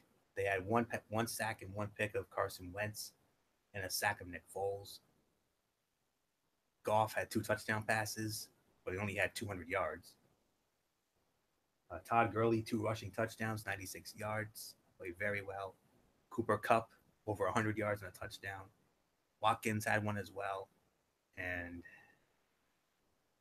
Robert Quinn, Michael Brockers with the sacks. Kayvon Webster with the interception. Just a tough loss for the Rams. So they're my first number 9. And the other number 9 is the New Orleans Saints. Tough luck loss in Atlanta on that Thursday night. They're tied for first in the South with Carolina at 9-4, but they came up just a smidge short in what was a very good Thursday night game. I would say the second best Thursday night game of the year, only behind that epic game with the Chiefs and the Raiders. Let's see here.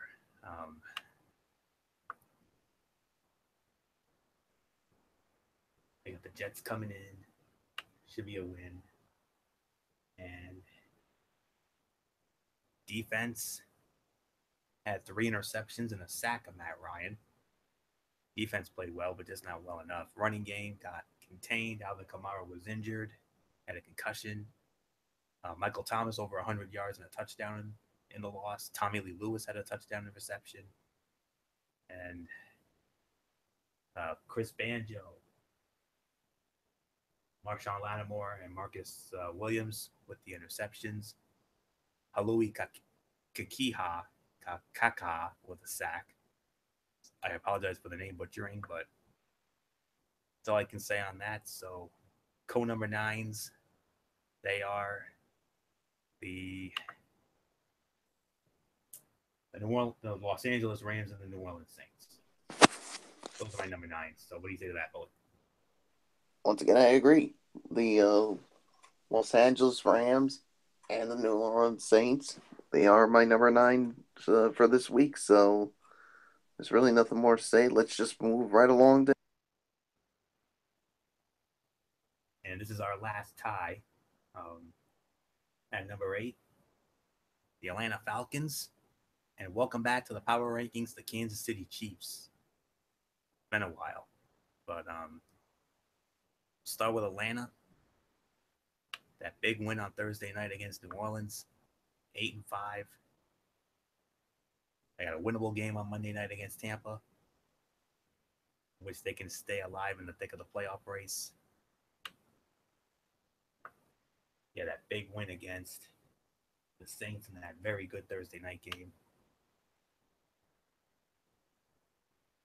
Matt Ryan, like I said, had 3 picks, but they still won. Drew Brees, they got the Drew Brees. They sacked him twice and had an interception. Devontae Freeman, 91 yards rushing and a touchdown in the win. Julio Jones, 98 yards. Mohamed Sanu with a touchdown, 83 yards. And Adrian Claiborne, Dontari Poe with the sacks. And Deion Jones with the interception. And big win for Atlanta.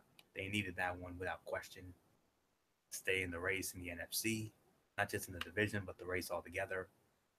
And the other number 8 is the Kansas City Chiefs. They're now in a first place tie with the Chargers in the AFC West. They took care of their business. They finally woke up, got their revenge on the Raiders, 26-15. Defense with 3 sacks and 2 picks of Derek Carr, despite Alex Smith getting sacked 4 times. Kareem Hunt finally looking like the Kareem Hunt of early season, 116 yards and a touchdown in the win. No receiving touchdowns, but Tyreek Hill, Travis Kelce, and Albert Wilson all over 70 yards receiving. Very nice performance from them. And Jarvis Jenkins, Justin Houston, and Chris Jones with the sacks, and Steven Terrell and Terrence Mitchell with the interceptions. Big win for Kansas City. And now they have a humongous game on Saturday night a first place game against the Chargers. Winner gets the sole possession of first in the West tomorrow night. Should be a fun one. Can't wait to watch it. So, final tie of the night. It is the Atlanta Falcons and the Kansas City Chiefs. So, Michael Bullock, how do you feel about that?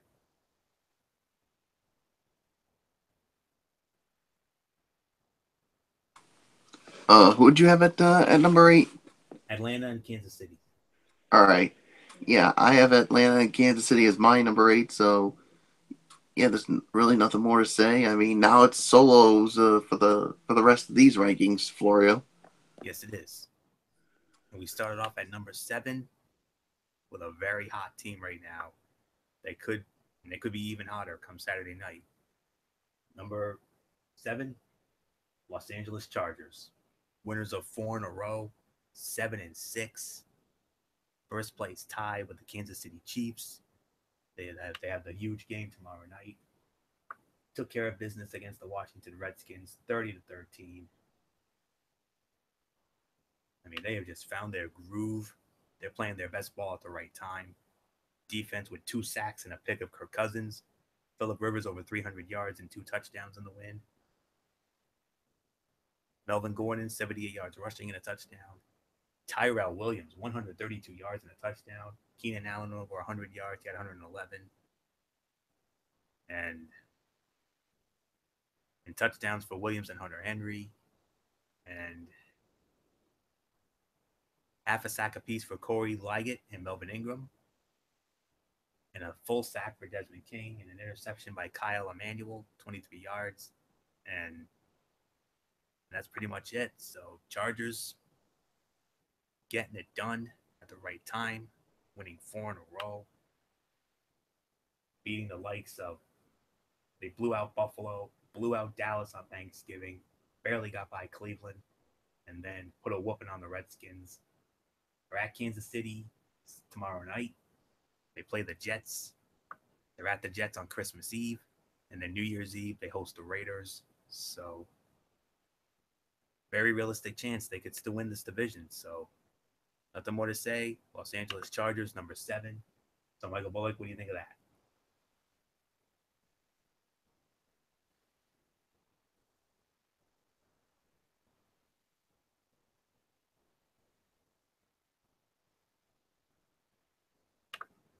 Bullock, are you there?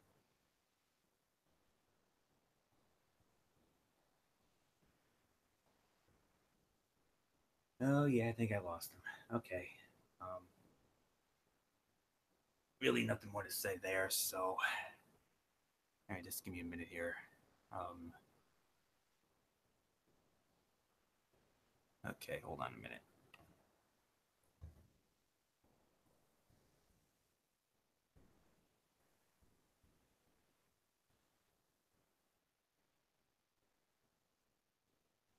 Yeah, so let's get it back going here.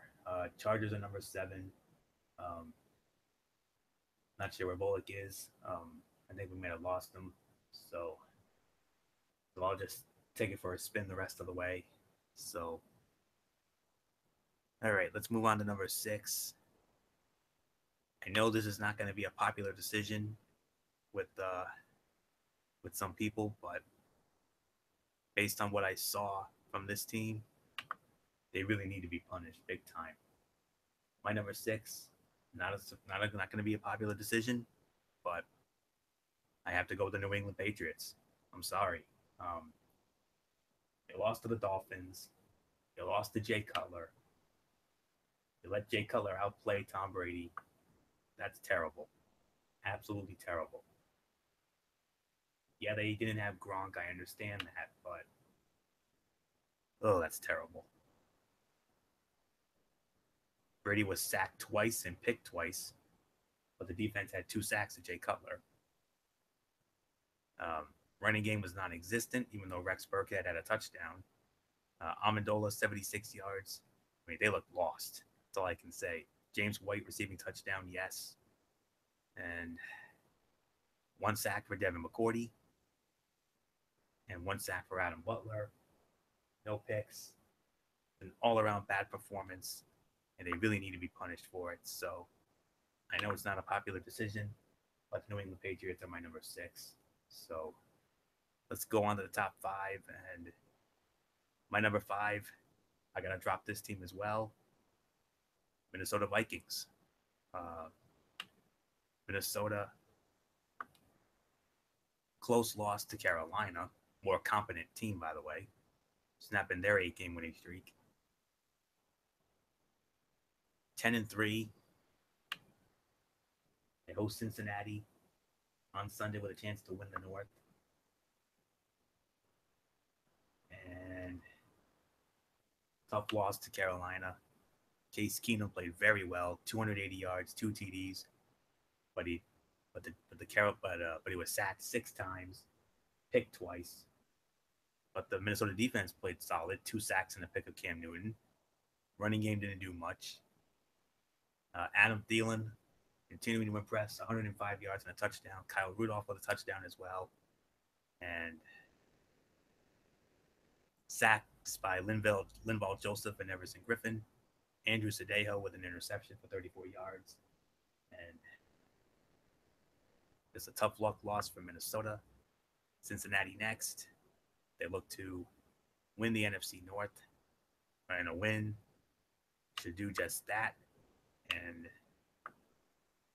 they'll definitely continue to keep pace with Philadelphia for that top spot in the NFC. And Cincinnati at home coming up. And then a huge one next Saturday night at Green Bay. Very tough game. That's a trap game right there. And then New Year's Eve, they end against Chicago at home. So we'll see what happens. So Minnesota Vikings, number 5. Let's move on now to number 4. And my number 4, I got to go with the Jacksonville Jaguars. Winners of 2 in a row, 9-4. They lead the AFC South. Picked up a humongous win against the Seattle Seahawks, even without Richard Sherman and Cam Chancellor and the Legion of Boom.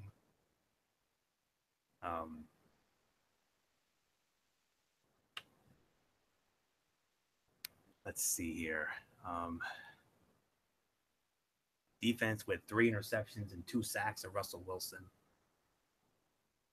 Leonard Fournette over 100 yards and a touchdown in the win. Keelan Cole, 99 yards and a touchdown. Dede Westbrook, 81 yards and a touchdown in the win. Malik Jackson, Yannick Ngakoue, and not sure who had the other. Oh, yeah, they were only 2 sacks. A.J. Bowie with 2 interceptions and Jalen Ramsey with the other. Big win for the Jacksonville Jaguars against the Seattle Seahawks. And I mean, what a big win for Jacksonville. They now control their own destiny when it comes to the South. They have a 1-game lead over Tennessee. They got Houston coming in. That should be a win. And then they're at San Francisco on Christmas Eve. That should be a win. And then of course a huge game to end the year at Tennessee on New Year's Eve. So really nothing more to say there. So Jacksonville Jaguars number 3. Move on to number 4. Number 3, Carolina Panthers. 9-4. They beat the Minnesota Vikings. Big win for them. Very impressive. 31-24. They have Green Bay coming in. And then they got Tampa coming in. And then they go to Atlanta on New Year's Eve. Very possibly could determine the South.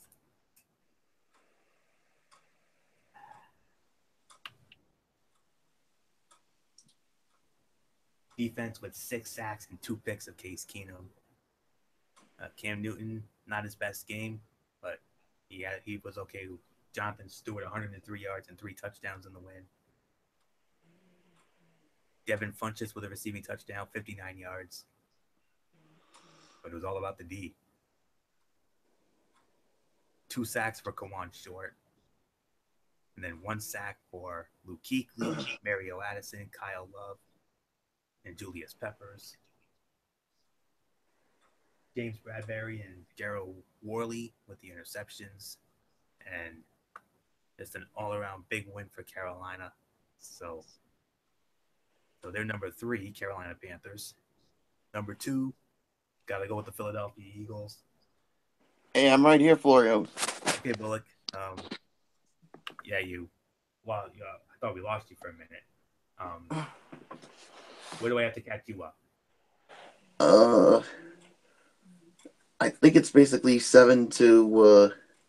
Yeah. 7. I had Los Angeles Chargers. Yeah, I would have them right there too. Now I know this is going to be a little bit of a disagreement here, but this team really needs to be punished because of what happened last week. New England Patriots, number 6. I would tend to agree. I mean, I was going to disagree with you, but after that, and one of the things is I mentioned 0 for 11 on third downs. That's not going to get the job done. All right, so New England is number 6. Minnesota Vikings, number 5. Yeah, I got them at number 5. Jacksonville Jaguars, number 4. Yes, the Jaguars are number 4 for me as well. And then number 3, Carolina Panthers. Yep, I have the Carolina Panthers as well. And how about the Philadelphia Eagles at number 2? Is that what you have them? Yes. Yep, Philadelphia Eagles number 2. Okay. So I'm not sure if we should find a spot for Seattle. I don't know if Seattle should still be in there. But Philly's number 2, though. 43-35 over the Rams. Carson Wentz, 4 touchdown passes in the win. Defense with 2 sacks at Jared Goff. Ajayi, 78 yards rushing. Torrey Smith, 100 yards receiving. Trey Burton with 2 receiving touchdowns. Alshon Jeffrey had 1. Brent Selleck had 1, his first in years. And Chris Long and Patrick Robinson with the sacks. And the Philadelphia Eagles win the NFC East. So they get it done. So Philadelphia Eagles are number 2. I think we know who number 1 is. The hottest team in the league right now. Number 1, the Pittsburgh Steelers. Winners of 8 in a row, 11-2. Defeating the Baltimore Ravens in a game for the ages, 39-38. By the way, Philly has the Giants coming up. And then they have the Raiders coming in on Christmas. And then they go up against the Cowboys on New Year's Eve. So that's Philly's schedule. For Pittsburgh, New England coming in. And then at Houston, they beat New England. They got a clear path to the 1. Because then they got to go to Houston on Christmas. And then New Year's Eve, they got Cleveland coming in. Come on. So, but for now, 39-38 over the Ravens. And let's see here. Defense with a sack and a pick of Flacco. Ben Roethlisberger, game of his life. 506 yards, 2 touchdowns, no picks, despite getting sacked 3 times. Le'Veon Bell, 2 rushing touchdowns, 48 yards. Antonio Brown, 11 catches, 213 yards, no TDs. Jesse James, 97 yards. Le'Veon Bell, 77 yards and a touchdown. Bell, game of his life, 3 total touchdowns, and 125 all-purpose yards. What a game it was. Unbelievable. And TJ Watt with the sack and John Davis with a 35-yard interception. Hottest team in the league right now. They won 8 in a row. Patriots coming in. Not going to be easy. But we'll find out soon enough if they can get the job done. So, number 1 for this week, the Pittsburgh Steelers. Bullet, put a bow on it.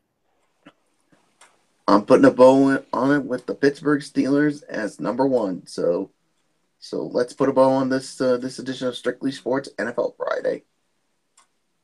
shout out time, Bullock, and you started off. All right. Of course, shout outs to all of our tremendous fans and viewers who continue to support our shows. We thank you so much for your continued support. Of course, shout outs to all of our tremendous fans out there, and of course to all of our super fans out there. You guys know who you are. To all of our friends from our high school days, you guys know who you are. To our local personalities from 6, 10, and 12, our personalities from ESPN, Fox Sports, NFL Network, MLB Network, NBA TV, NHL Network, and of course our friends from the Roadshow, of course, former co-host Mary Larson, Megan Mooney, and of course the usual folks, Will, Brendan, and Michaela. So yeah, that's gonna do it for me. So until tomorrow night or later tonight, I should say, for our Clash of Champions preview edition of the Cerebral Smack Talk on Fletch's channel, Braves Fan 95. This is Mike Bullock saying thank you all so very much for tuning in. Of course, you know the routine. Thumbs up. Talk to you later. Yeah, throw it up Fortune 4 style. Bye for now, and enjoy your Saturday, everybody. So, Florio, take us home. Yeah, we'll do both. Before a special shout out to all of our tremendous fans and viewers out there. We continue to support our projects. We continue to make keep our projects as over as they are. You know who you guys are. You're the best fans in the world. Special shout out to all of our tremendous fans out there who continue to support our shows. That's all there is to it. Edie Woodson, Kevin Woodson and the Woodson family, Matt Ward, Jason Hicksonball, Dane Luttrell from the UK, our other First Ladies, Kaiser Butler, Megan Silva, and Lexi Calloway, crew members, Tommy Souza, Eric Carrier, Jimmy Alden, operators, and Rob Parsons, and of course the man himself, Derek Ferreira, and our personalities, 6, 10, and 12, ESPN, FS1, NFL Network, NHL Network, MLB Network, NBA TV, Whole 9 Yards, Julie Alexandria, Chantal McCabe from the Golf Channel, Status Terrell, Lindsay McCormick, our friends from the Roadshow, Will Gilbert, Brandon Kirby, and Michaela Johnson, and of course Mary Larson and Megan Mooney, who's now on Channel 10. Awesome. And last but certainly not least, my wonderful friends and church family over at Oasis of Grace Ministries on 464 Silver Spring Street, Providence. If you need a church home, check them out. Exit 25 off Route 95. Sunday morning at 9 Bible study, 10 a.m. or a little after Sunday service. And then Wednesday night at 7 Bible study. So that's pretty much it. So, of course, tomorrow night at 11, we will have our preview of Clash of the Champions over on MF Channel Braves Fan 95. And then Sunday night, immediately following the pay-per-view, we will have our complete recap. And remember the scheduling change coming up.